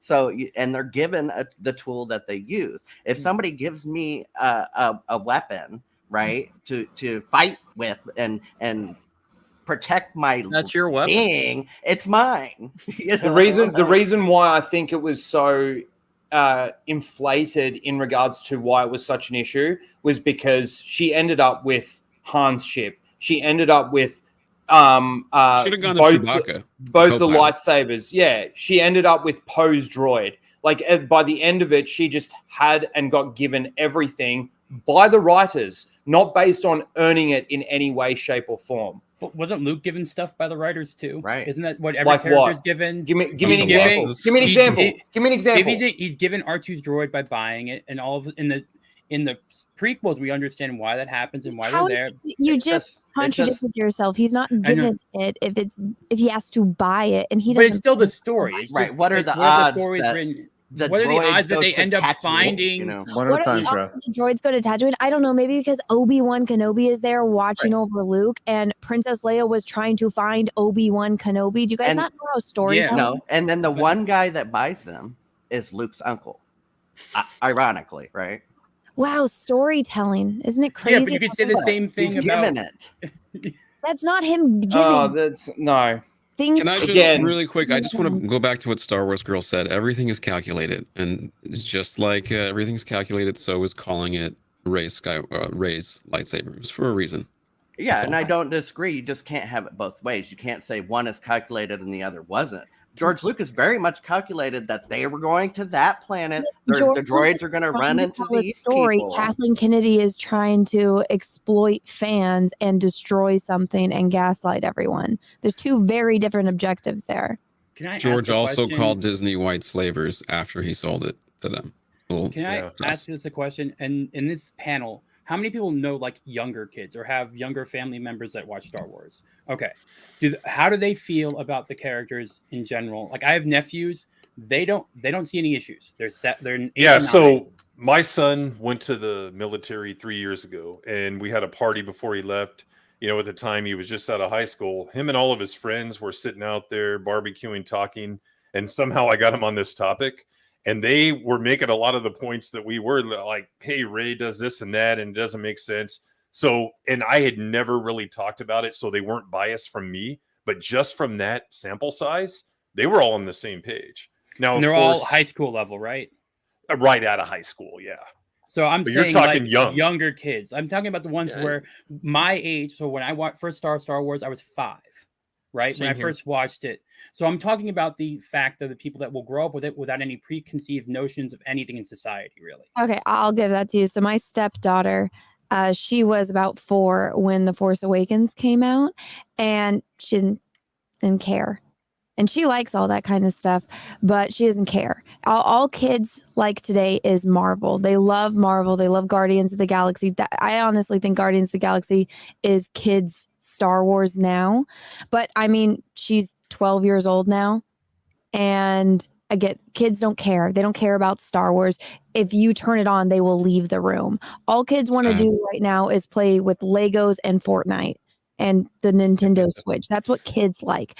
This new Star Wars does not resonate with children. And that's not just my stepdaughter. That's my nieces and nephews and all of their friends as well. I couldn't get them to be into it. But you know what happens when they do come in here and they come into my little shed and they look at all my toys from the original series? They're like, who's this character? What's this? And I got all of the the expanded universe and the what is it called? The Knights of the Old Republic, like comic books for them to get into that. And they like all of that so much more than the Disney stuff. I can't get them to get into the Disney stuff, nor would I force that upon a child. I think that's cruel and unusual punishment. But I also view, like, just for me alone, like I don't have kids or anything like that, but I view I view Star Wars differently as an adult than I did watching it as a kid. As a kid, yeah, it was a cool, fun story adventure. As an adult, I'm looking deeper into it and seeing more of the theme, seeing more of the mythology, seeing more of the technology, and actually wanting it all to make sense. Like, it's all got to make sense within that world. And it does for George's Star Wars, and it really doesn't for Disney Star Wars. I wasn't alive back then, but it's my understanding that the people who went and saw the original movies over and over and New Hope over and over and over were older people, not young kids. Yeah, my dad saw it 12 times in theaters. He was Right. like 18. I was something like 7 that. when My I dad also saw. saw one. I was 7 when I saw Return 13 times in '83. Wow. So maybe I'm wrong. 13. Damn. Wow. So That was a record for '83 because back then you just Right. didn't go to the movies all the You time. know, But Star I saw Wars my is for kids. grandfather, my other grandfather. But, Star Wars is for kids, so why do you care so much about it? That's the other argument that I fucking hate. Sorry. So let's talk about this. 'Cause Space wizards and laser swords. We're talking about families. We're talking about the Disney parks. So I think this is actually a good opportunity to tie in the latest failure with the Star Wars franchise, specifically at the Disney parks, is the Star Cruiser, which was the big hotel that was, they gave it a good year run, and then they're like, well, we got to pack it up, and nobody's going to it. And the thing I've heard continuously is, well, Star Wars, you want to expose your kids to Star Wars, and their kids will become fans of Star Wars, and it's this thing. But that's clearly not the case when it comes to a Star Wars centric hotel. It's a premium experience, but it ultimately failed. Tom, let's start with you. Why did the Star Cruiser fail? So I know about 14 or 15 people that have gone on it. I've talked to a bunch of them, and they enjoyed it because it's also what you bring to it. They went dressed up. They, one of them went in a full Jabba the Hutt outfit, like a full weird animatronic one. That's something you can't do inside the parks, so that's cool on them. This was a cost thing more so than the hotel itself. It wasn't about the fact that it was Star Wars. It was about the fact that it was $600 for 18 hours or $6,000 for 18 hours. Like, that's the main issue here. If they priced it at $1,000, it would have sold out, and they would have continued selling it out. I think the cost is more so from everything I've talked to, and these are regular families that saved up their stimulus money to go because they were getting the $1,400 from the government, and they could afford to go because they had extra travel money. The food was good. The staff there is actually some of the best on property. They're very attentive. They're in character 48 hours, so to speak. So that's why it costs so much. They're paying them about $150 an hour to be in character. Good. And even the janitorial staff are in character throughout the whole time. Housekeeping is in character. That's one of the reasons why the cost is so high. To the beds, I won't know until end of the month when I go there. But I don't think it was the Star Wars aspect. I don't think it was Disney Star Wars. I think it was just because it was ridiculously expensive, and Chapek made a price that was tone deaf. Well, now, allow me to I'm going to pass this over to Tim and Rhino and Anna and Dark Call in a second. And Ben, I'd love to hear your thoughts on this as well. You could say it was overly expensive, and it certainly was.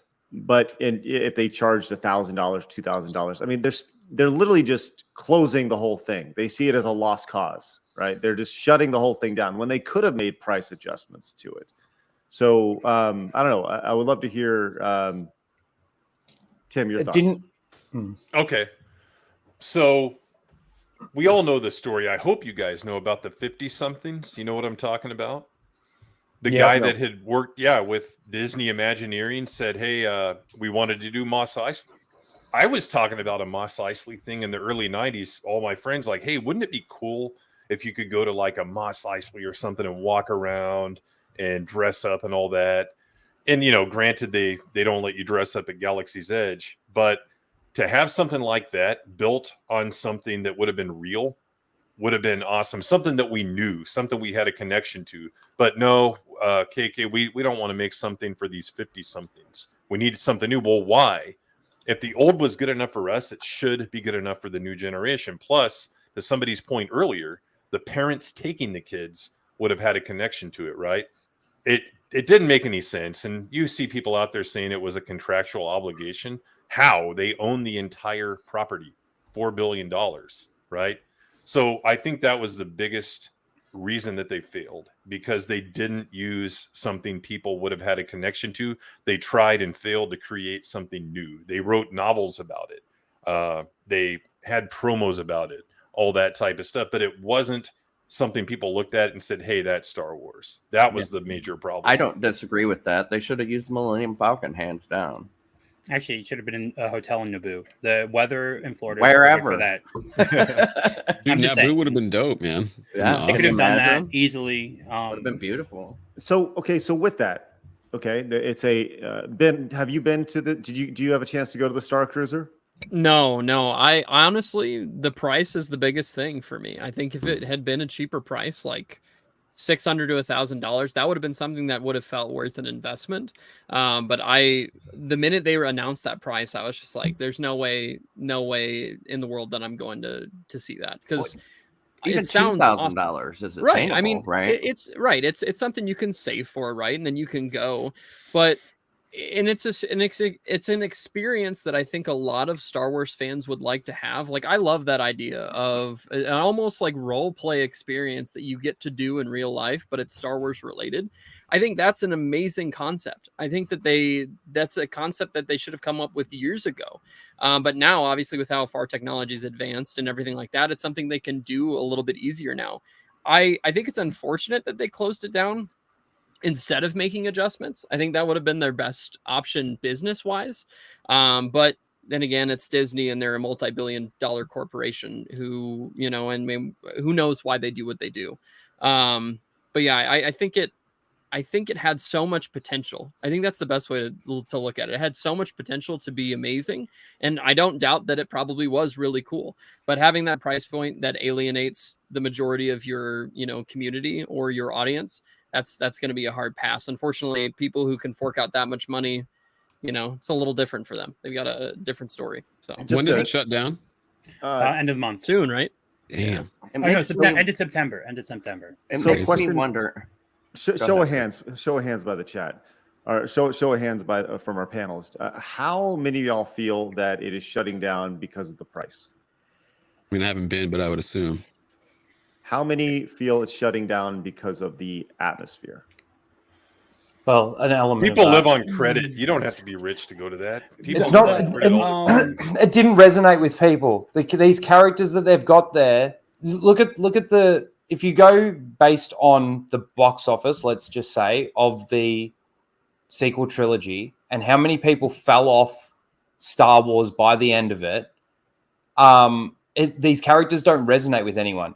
You could make the price $10 and a lot of the original Star Wars fans wouldn't go. Or they would go so they could review it and shit on it, because it's not what nobody resonates with these characters. And I think that's evident based on the fact that, at Star Wars Celebration, they start talking about the High Republic and 3 people clap. It's the same sort of thing. What Disney Star Wars is doing with Star Wars doesn't resonate with people, and people will not go. Mando did it? Well, it didn't with it did for the first 2 seasons for sure. It did with Baby Yoda. That's right, because of a puppet. Well, it still resonated with people. You can't say, "Oh, it's because of a gimmick." Star Wars resonated with people because of lightsabers in the beginning. And so was Mando in the hotel? No, but that's also because of Kathleen Kennedy. Well, and the logic behind it because of a puppet. I mean, look at what happened to Boba Fett. Boba Fett was a very, very, very popular Star Wars character, and they destroyed it with the TV show. But guess who, brought it back, and that was the most watched episode? Was it the one with Baby Yoda? Yes. Kermit the Frog is Disney Star Wars is riding on the backs of that tiny little puppet right now. And Kermit the It Frog is a definitely puppet, really an helped them entire a lot. business. Like, yeah, I would have to agree. Baby Yoda was like the one thing that really helped their stock. And We'll Baby back Yoda up a little sells. bit after. And I will say this as somebody who is, you guys know, I feel like I'm pretty perfect to moderate this because I have no preference either way. My kids. I have a 9 and 11-year-old daughters, and my 9-year-old is obsessed with Baby Yoda, but has never seen a single Star Wars anything. So you know, Wow. it's cute. Yoda right? was also It's the a baby puppet. Groot effect. I mean, No. Yeah. how many people? Yoda, watch Yoda was an actual character, whereas Baby Yoda's not. Yeah. Wow. Let's I got a few more questions here, and I'm going to open this up to you guys. But let's talk about Kathlene Kennedy, and I would love to go around and just the open question, and we'll start with you, Ben. What will be Kathlene Kennedy's legacy once she's done? Oh man, I mean, I don't even know. I feel like even the people that support or enjoy Disney Star Wars, or a lot of elements of Disney Star Wars, I feel like even those people don't love Kathlene Kennedy. I feel like she's a pretty disliked figure in the Lucasfilm Disney, I don't know, area. And I don't see her legacy being great, not when it comes to Star Wars. And I know the reason that they brought her on in the first place is because she'd produced some other projects and people really liked her as a producer or whatever. Or maybe that's the reason. But I just, after the amount of damage that's been done, regardless of whether you like it or you don't, there's a lot of fans that have been alienated from Star Wars, and I don't think anybody can deny that. And I think a lot of that is Kathlene Kennedy's doing. So her legacy is going to be something that is looked on as a negative far more than a positive. And I honestly think that once she's gone from Star Wars, people will just, you know, say good riddance, she's gone, and then forget about her for, you know, until in the history books, right? You talk about the great culture debate, culture war, whatever you want to call it, with Star Wars and Kathlene Kennedy, and then, you know, kids will learn about it from their parents. And let me tell you about Kathlene Kennedy and all the terrible stuff she did for the Star Wars brand or whatever. So yeah, her legacy is not going to be good, I don't think. But regardless of that fact, I think that most people feel that way. Anna? Death to destroyer of worlds. Darth Gall. I think her legacy will be having let the most popular, influential IP in the history of film lose its place as the most popular, influential IP in film, which should never have happened. I think her legacy will be losing millions of dollars making Star Wars movies and not being able to sell action figures of Star Wars characters. And that's kind of hard to imagine how you could fuck that up, but she found a way to do it. And I think that if you ran a Subway the way that she ran Star Wars, you'd lose your job within the year, but she got to keep hers for a decade. It's kind of weird. Tom? Even though I like aspects of Disney Star Wars, I can tell you that Kathlene Kennedy was not responsible for any of them. So it's going to be hard to say. I think it depends who wins in terms of, because the victors write the history, right? So I think that there will be a book praising her for her countless jobs of being a producer for films that made or influential and made money. And then you're going to have people that can see through the Hollywood stuff and be like, yeah, she had a great marketing campaign for Force Awakens. She built up characters. The whole team built up Kylo Ren. They built up a mystery, and then they just let it burn. She destroyed Indiana Jones too. Like you can't. It's like complete Willow, the entire Lucasfilm catalog. So Tim? Yeah, you know, agree with most of what everyone said, but also largely a boogie woman. I think whoever steps in to fill her shoes may be worse. So I don't think taking her out is going to fix anything.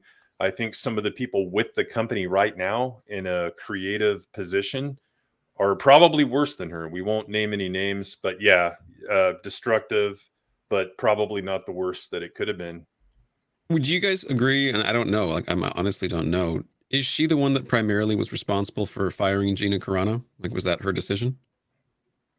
I mean, if you From my understanding, Dave Filoni and Jon Favreau are were relatively close to Gina. I don't think it sounds to me like they were friends, but I don't know who would have made that ultimate decision. But she she's has the boss, to have right? something to do with it. Yeah, she's top of the mountain, right? Yeah. All right, Well, well, Alan I Horn, talked to technically Gina, it was Kathy. Because I don't think the creative team would have fired her. Because I think the creative team rather liked her and enjoyed her role. So it definitely would have been a corporate decision. Anna answered it. It's Kathy. So let's go. We've been going for about an hour and a half here, and I feel like we could go for 5 hours and probably for 5 days, and probably have this discussion literally every day. I think it's really fun because you guys are obviously super passionate about it, and I love it. But we usually go for about 90 minutes, and I wanted to go a little bit longer today. But I would like to thank everybody for their super chats today and your support. We'll get to those in just a little bit. But I wanted to close here with I want to go down the line. And as we go down the line here, and we'll start with Travis, because Travis knows this question is coming. If you were in charge of episode 10, what would you do? Let's start with Travis. Well, not anything that they're going to do. Well, of course not. I don't know at this point. I think it's so at a point where it would have to really, really surprise people. It would have to be something that would have to draw people in. What that is, I don't know. Rhino? Oh, man, moving forward with Disney Star Wars, you can't just do an episode 10 based off what the foundations are right now. So for me, it would have to be decanonizing everything that Disney has actually produced. I would probably even go so far to say decanonizing even the Clone Wars, even though that was under George Lucas. Start fresh, use the 6 movies as your foundation, reintroduce the EU, do episodes 7, 8, 9 animated with the Thrawn trilogy, and then move forward with Jaina and Jason Solo's story in episode 10 and start there. Tom? I would, get far enough away from any current timelines. Yep. Just go 1,000, 2,000 years, get it far away. I'm going to steal a little bit from Mando and get a Wookiee. Do a Wookiee as the hero. That way it's a relatable character. And you'll have, yes, I want a Wookiee because Wookiee lives matter. I love it. Very. I love it. Right. And that way you can't get complaints. No one's going to be like, oh, it's blank. No, it's a Wookiee. You can't say anything. And it'll be a cute little character that people can get behind, like Groot and Baby Yoda, and go from there and get your own little version of the Trinity of characters and make it just fun Star Wars, not too political, not too whatever. And yeah, and then you'll be fine. I love that. Tim? Okay, to specifically answer the question asked, episode 10, I would shut down production immediately because I never want to see anything Star Wars ever made again. We have 35 years of good stuff, thousands of hours of content to read, watch, listen to, whatever. I don't want to see anything else again. It's just end it. It's shoot it dead. That's it. Ben? I think personally what I would do is I forget who said to put it thousands of years in the future. Tom. What was that? Was Tom. I think putting it like 2,000 years to where in the future and maybe the Jedi are all but extinct, right? You've got nobody there. The Jedi Order, it's a thing of myth. It's a thing of legend. And I mean, not exactly, because they didn't exactly do that in the sequel trilogy, but I think if you pushed it far out enough, you made it about either twin brothers or twin sisters. And it was pretty much about them rediscovering the origins of the Jedi. And then when a threat, whatever that threat may be, comes to threaten the existence of the universe, they have to really dig deep. And it's both inside the archives of learning about the Jedi Order and about Force powers and things like that. They probably discover they're Force sensitive, et cetera, et cetera. But I think that it's really all about taking a fan base that feels alienated and making them want to care about the product and like the IP again, And that's going to be hard to do if you don't distance it, regardless of how you feel about the sequel trilogy. If you don't distance it long enough, or if you don't distance it from that almost primarily, you don't have to decanonize it, but at least distance it. You're not going to bring any of those fans back. So I think that would be the biggest thing I would do is try to write a story that's going to bring the fandom together again, as opposed to say, oh, well, the sequel trilogy is dead or X, Y, and Z, because one way or another, you're alienating a fan base. So I think if you try to do it, try to bring them all together with some sort of story like that, you'd be good. They alienated a fan base when they decanonized the EU. So why not just do it the other way around? True. Just call your thoughts. You can debate that. Well, I think that this question, it would be great if it was more about 7, 8, and 9, and we were getting this question a decade ago. But seeing as that's impossible, I would decanonize the sequels, and then I agree with what a lot of other people said. I would set it during the Old Republic trilogy, thousands of years ago with the Mandalorian Wars, and that way, it's nice and very far away from the other side of the spectrum. It's already a very popular era and video game in the hardcore fan base, and I think it would satisfy a lot of people. And yeah, I would set Old Republic way back when. That Star Wars girl. I would like to do KOTOR, but since this is specifically what I would do with episode 10, I would have it where Luke wakes up in some kind of psych ward, and everything that happened in the past 3 episodes was because Leia died traumatically. And so Luke is having some kind of mental breakdown, and Han and Lando are trying to help him, and have it be that realization that everything that he thought happened wasn't real, and them explaining what really happened. And Leia could have died fighting and saving people instead of just, oh, Carrie Fisher actually died. Let's just have some weird scenes chopped into a movie and given her, some kind of hero's death that's respectable to her and the character. And then have Luke have a redemption arc and also have to live with the fact that he no longer has a sister. And even Han dealing with the fact that his wife is gone now, his partner, and, Lando and R2-D2 and C-3PO actually have them do what they do, not shut off in the corner, for 3 movies, which is terrible.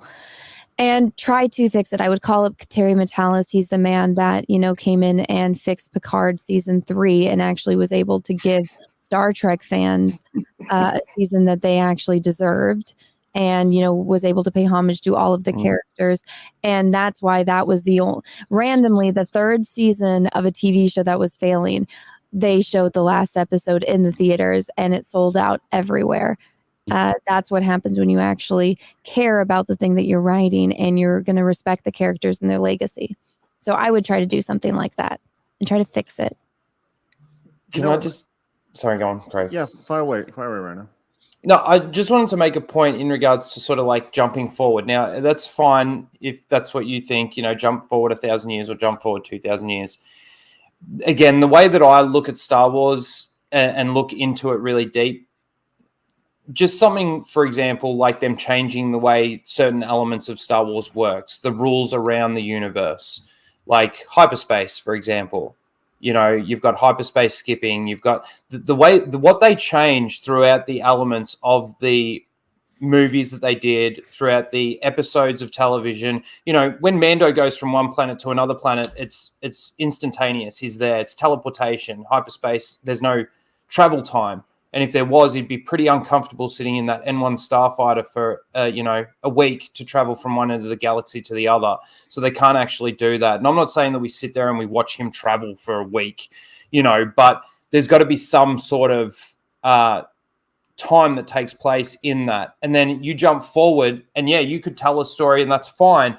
But with the lore elements that they changed throughout the TV shows and throughout the movies that they did, you can't correct that without decanonization, because it's now they've made that their law now. That's gospel, basically, because they're the holders of the key. And I don't disagree that Disney own it. They can do whatever the hell they want with it, right?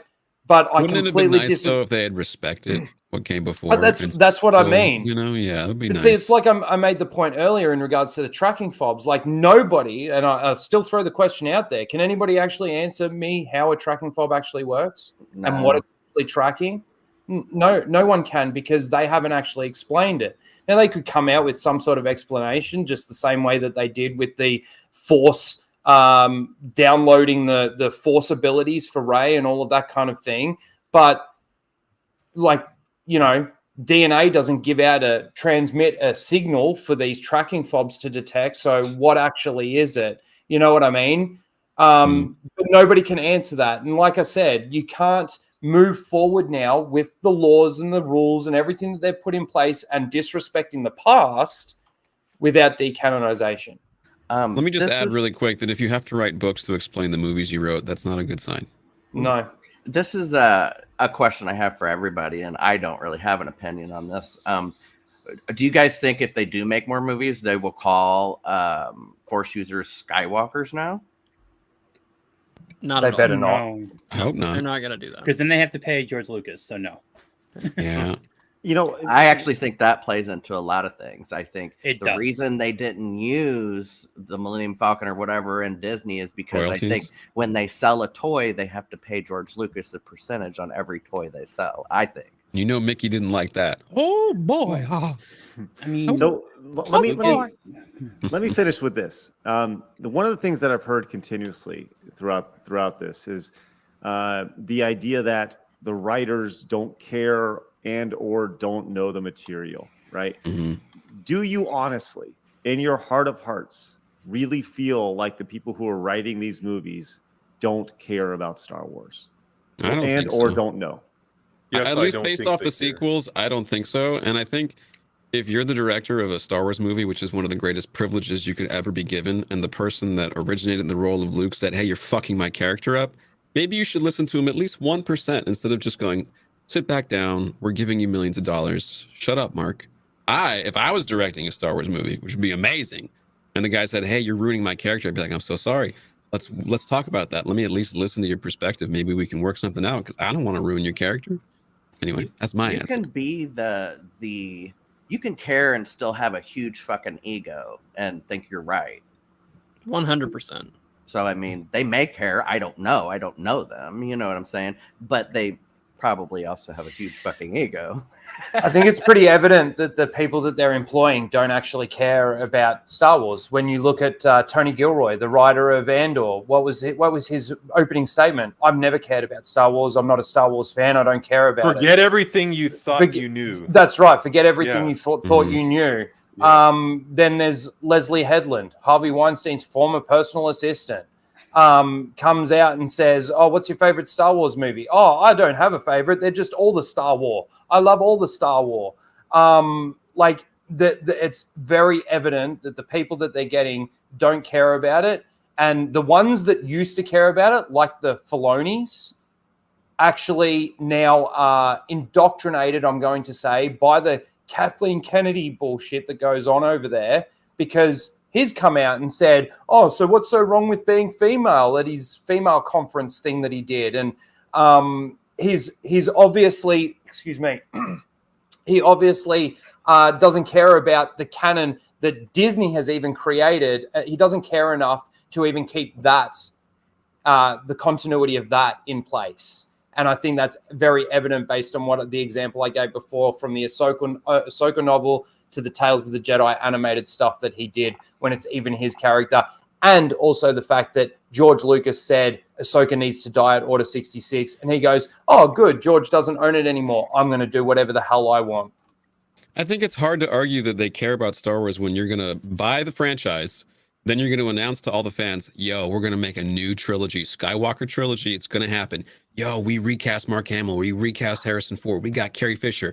Oh, by the way, in the first movie, Luke's not going to be in it, and we're going to intentionally murder Han Solo, so they'll never get together again. Not even for 1 second. Oh, that was an accident, though. Man, if only we had like planned shit out or something. But we care."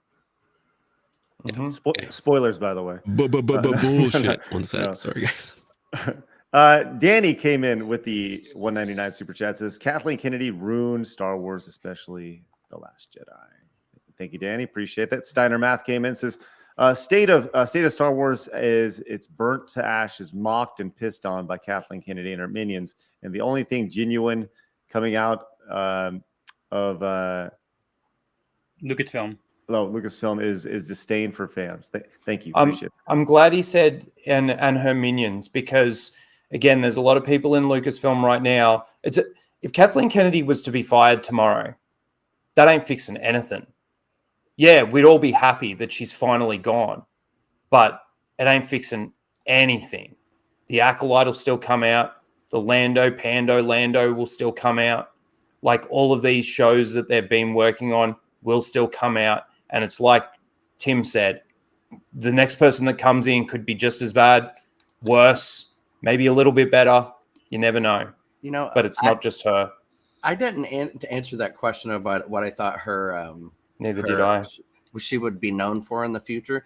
I think it'll be this, but I saw some fascinating facts about her. She produced films such as Schindler's List, Back to the Future trilogy, Who Framed Roger Rabbit, Jurassic Park. So she's. That's why she was hired for Star Wars. It's one thing to be an executive producer. She had no creative input into any of those things whatsoever. And if I didn't get to say that either. Kathleen Kennedy is going to be known as the destroyer of Lucasfilm as a umbrella company. Everything that she has touched has turned to shit. Well, it's the same as like crediting the people that were accountants for all of those movies and did all the taxes and all the write-offs for those movies as giving them credit for why those movies were successful. Mm-hmm. They had nothing to do with it. They just showed up and did the paperwork for it. That's what Kathleen Kennedy did. Yep. William came in with the $4.99. Says great panel. I think SK was the Phantom Menace. Quick question: Do you think George Lucas's treatments will ever be leaked? No, they're gonna hide Darth Talon. I thought that's what he wanted to do, was focus on Talon and Maul, which would have been fucking cool. But yeah, I don't know. I don't even like the idea of Maul coming back the way he did or anything like that. I kind of would have hoped that even though he did say that, he would have still done something more with the EU and more gone along those lines. But, about the wills. Yeah. There was a lot of different things out there, but I don't think that they'll ever get leaked purely on the fact that whatever does get leaked will be proven to be better than anything that Disney has ever done. And they will never want that to come out ever. Mark the Cyborg says Disney Star Wars bad, but Andor good. No, I haven't watched it. Terrible. Andor was boring and it was horrid. I haven't watched Maybe that's it. because there weren't enough flashy lightsaber fights for you. Yeah, thanks, Ben. Lore breaking and right there. That means every movie outside of the Star Wars universe is boring. You can't enjoy. He's trolling. Ever that there's no lightsaber thing. He's trolling because I said that earlier. Yeah, he was. But no, like Andor for me, it was just it was like there's so many story threads in that actually just got dropped. Like first it was a heist, and then it was a prison break, and that was the two storylines. And there are so many plot elements in both of those stories that are just what happened. Anyway. Captain I could go on about that for ages. Sorry. Came in with the $100 super chat. Thank you so much, Captain Agent. That is incredibly generous. Awesome. Says the balls indeed. Did you say balls? No, I said He awesome. said awesome. Okay. Lots of balls. Balls indeed. The real tragedy of Star Wars franchise is that it's been almost 20 years and we still don't have a sequel to Star Wars Republic Commando. Great game. Yeah, if I was in charge of Lucasfilm, one of the first things I would have had is a sequel to that game and probably make it a TV show too. Probably would have sold. Very popular. Continue Force Unleashed. Matthew with the 10 says, have you guys read the script that was meant to be Rise of Skywalker? I think it leaked a couple years back. Nope. Yeah, that did a live stream where he read it, and it's just whatever that last Jurassic Park movie was. It was kind of like that, like because it was the same guy that directed the last Jurassic Park movie. It's like a lot of action and stuff happening. It's not like disrespecting anyone or anything, but it's nothing memorable. Is that Colin Trevorrow? Yeah. Yeah, There was It some had pretty scenes cool. on There were some pretty cool Coruscant and elements stuff of it. like that on it. Yeah, he was gonna give Rey a double-bladed lightsaber, which I thought was sick. So Well, she fought with a staff. Of course, she's gonna have a Yeah, double sleeve. exactly, it made sense. Hidden Jim Gamer says it's no longer canon, but seeing as how Star Wars canonicity changes like the seasons, I would like to see a series based on the Knights of the Old Republic comic series. Zane Carrick, is that the name? Zane Carrick, am I saying that correctly?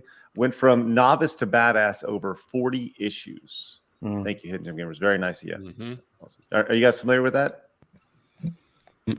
No, I'm not. A while since I read that. Hold on. Comics. Yeah, I have some of the issues. Yeah.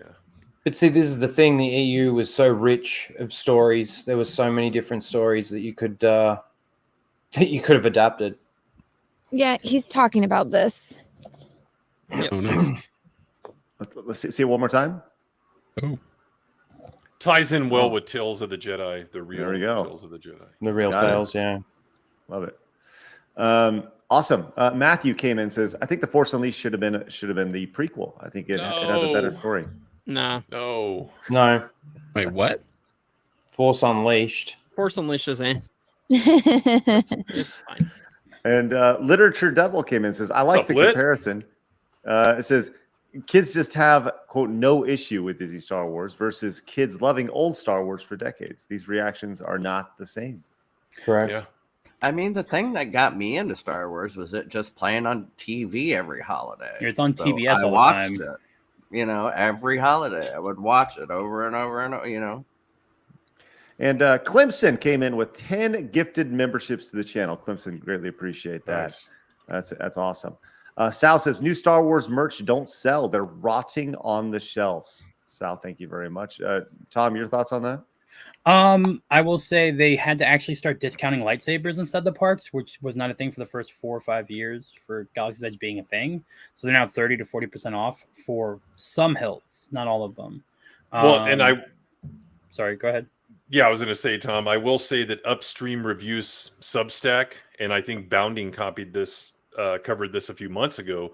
The High Republic books are nowhere near selling what the EU was at its peak. I mean, it's also been covered by the expandeduniverse.com. They do a lot of number breakdowns and stuff. I do write for them occasionally too. Good website, by the way. So I think, yeah, just books and other merch is down definitely. Even the Return of the 30 Jedi, years ago. even in the Return of the Jedi 40th merch they released a little bit ago, some of that stuff sold. But then when they released a limited run, like they had when Jedi Survivor came out, they released the Cal Kestis saber staff. They did about 5,000 of them. That sold out immediately. Like the 1,500 in each coach, 3,000 online or whatever it was, and that sold out. So I think it depends what it is in collectability. I don't know about like in Target. Yeah, they didn't have to or in cancel whatever. it like the Riva one, right? It's also because people like Cal. I mean, Cal's a good character. So Cal needs to be done more with. I think Cal was a Agreed. very good Cal is design in Disney. fantastic. He's a soulless ginger. Yeah, and he's another Well, Jedi survivor. That's an of Order anti-ginger 66. statement. I think they based him on Ben Skywalker. That's what I think. I modded him out of the game and made him Darth Maul. Upgrade. So I just started playing that game, and I'm like, it's literally a ripoff of KOTOR. It's like a Jedi that lost their memories, and you have to relearn the Force powers. And you have to go to these different planets and slowly regain your memory. I'm like, this is KOTOR. I thought that was going to be their excuse for the Force Awakens. I thought they were going to be like, "Oh, Rey lost her memory, and that's why." But He had no. flashbacks to Order He 66. didn't lose the memories though. No. It's a Jedi that you don't know his past. He's slowly regaining his Force abilities. Yeah, That's KOTOR. It's just not as well done. He lost his memory temporarily. I haven't gotten to that part of the game yet. I hate both stories of Jedi Fallen Order and Survivor. Exactly the same to me. It just not as good, but We can all agree BD1 is a great droid design. Oh, I BD1's enjoy BD1. fantastic. I can get down with some BD1, yeah, for sure. Cool. Durgurk And the also good thing came about in- those games is the gameplay. Sorry, Craig. Oh, goes. Yeah, Durgurk came in with the Prime sub. He says Disney should have just used the best stuff from the EU and made movies, series, comics, etc. off all that. They wouldn't have had to even work. They could just be lazy about it, and then the fans wouldn't even have a reason to really bitch and moan. yeah, but then they'd have to pay the people that created those EU stories. That's a big no-no for Mickey. He was even with Mary Poppins. If you've ever read the story behind that, he shorted her a lot of money to get that property. Like Disney is notorious. Disney in general, that entire history of the company doesn't create their own thing and just buys something else and uses it. It's not just a current thing. And because they don't make enough money either. Pixar, and then they destroyed that too. Diana came in with the $5 Rumble rant. Says, thank you, Craig, Blabs, and Travis for hosting this incredible panel for such a great topic. May the force always be with you. Thank you, Diana. Appreciate that. All right, let's go put a bow on this thing, man. First off, I want to say thank you guys for spending time, and I think this is actually a really fun conversation, and it's awesome to see people with different perspectives come in, and you can hash it out. Things can get a little jibber jabber, a little heated every once in a while, but at the same time, we left hearing different perspectives and stuff. So I wanted to open up the floor to you guys and allow you the opportunity to promote your stuff and put a closing statement on anything you guys have going on. So we'll start at the upper left and work our way down. So that's Star Wars Girl. You're up. Fire away. Oh, just follow me. That's Star Wars Girl everywhere. Thank you. Oh yeah. You can follow me on any social media platform. I was just at San Diego Comic-Con as Maul talking to a bunch of other Star Wars characters. Nice. Those interviews are on my YouTube. So if you want to see Maul talking to Boba Fett or Anakin about the state of the IP, check it out. And I just want to say props to everybody on the panel. This was a lot of fun. Pleasure to meet all of you, and it was a fun convo. Thank you. Tim? Yeah, I'm flattered for being invited. Thank you very much. I'd say my channel's probably 70% devoted to Star Wars, but we talk about everything. We got a show every Friday night, 10:05 Central in the United States. Be there. And I'm a future Iron Age creator. Right now I'm working with Daniel James, a fellow countryman of Raging Rhino, on some designs. And it's going to be kind of a blend of a graphic novel and a traditional novel. Space opera, blend of Star Trek, Star Wars, idea I've had for 25 years. It's been fun, guys. Thanks for the invitation. I'd love to do it again. Rhino? Yes, well, thank you again, as everybody said. Thanks for the invite. Really appreciate it. Good conversation. Raging Rhino, you can get me over on YouTube. I've got a Twitch as well. If you like what Disney's doing with Star Wars, then you'll hate me. So it's up to you whether or not you come and sub to me or not. In about 9 hours' time, I do have my weekly stream going, Casual Rage, just talking a little bit more about Star Wars and some of the news topics and some pop culture stuff. On top of that, I do have another stream that I do with Blabs, the Full Aussie. We've got a Full Aussie channel. Please go over and subscribe to that. We just got it monetized, which is awesome. So, yeah, Full Aussie. We have a lot of fun over there, and it's a good laugh. So thank you. Ben.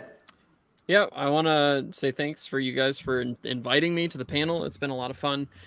You can follow me on Twitter and Kick. I stream over on Kick at Benology. I have a YouTube channel, not a whole lot on there, but you can also find me on the Geeks and Gamers tabletop channel talking about Magic the Gathering. So there's going to be a lot of that content coming out soon. But yeah, that's it. Thanks so much for having me. Tom? Thanks for having me. I know I guess I'm a somewhat Disney Star Wars supporter, mainly because they make lightsabers for cheaper than other places.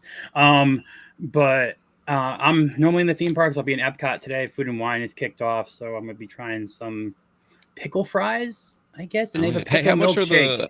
How much are the mall sabers at Disney? I got both of mine recently for $110 each. No. So the staff together is only $220. Nice. So in terms of pricing, the new Kestis just dropped for $250, and that's the first one the park has that has color changing. So you can actually get all 7 colors from one blade. So that's actually not that bad price wise. But besides that, I'll be live at like 6 or 7 o'clock at Epcot trying some weird, gross food. This would be fun. And I'm also part of Park Hopping. I'm on G&G awesome. Fortnite streams, all that fun stuff. Just by show of hands, yeah. Who if everyone has their lightsabers, please get them. I also have Kestis here. This is my microphone, actually. I don't know where my end is, but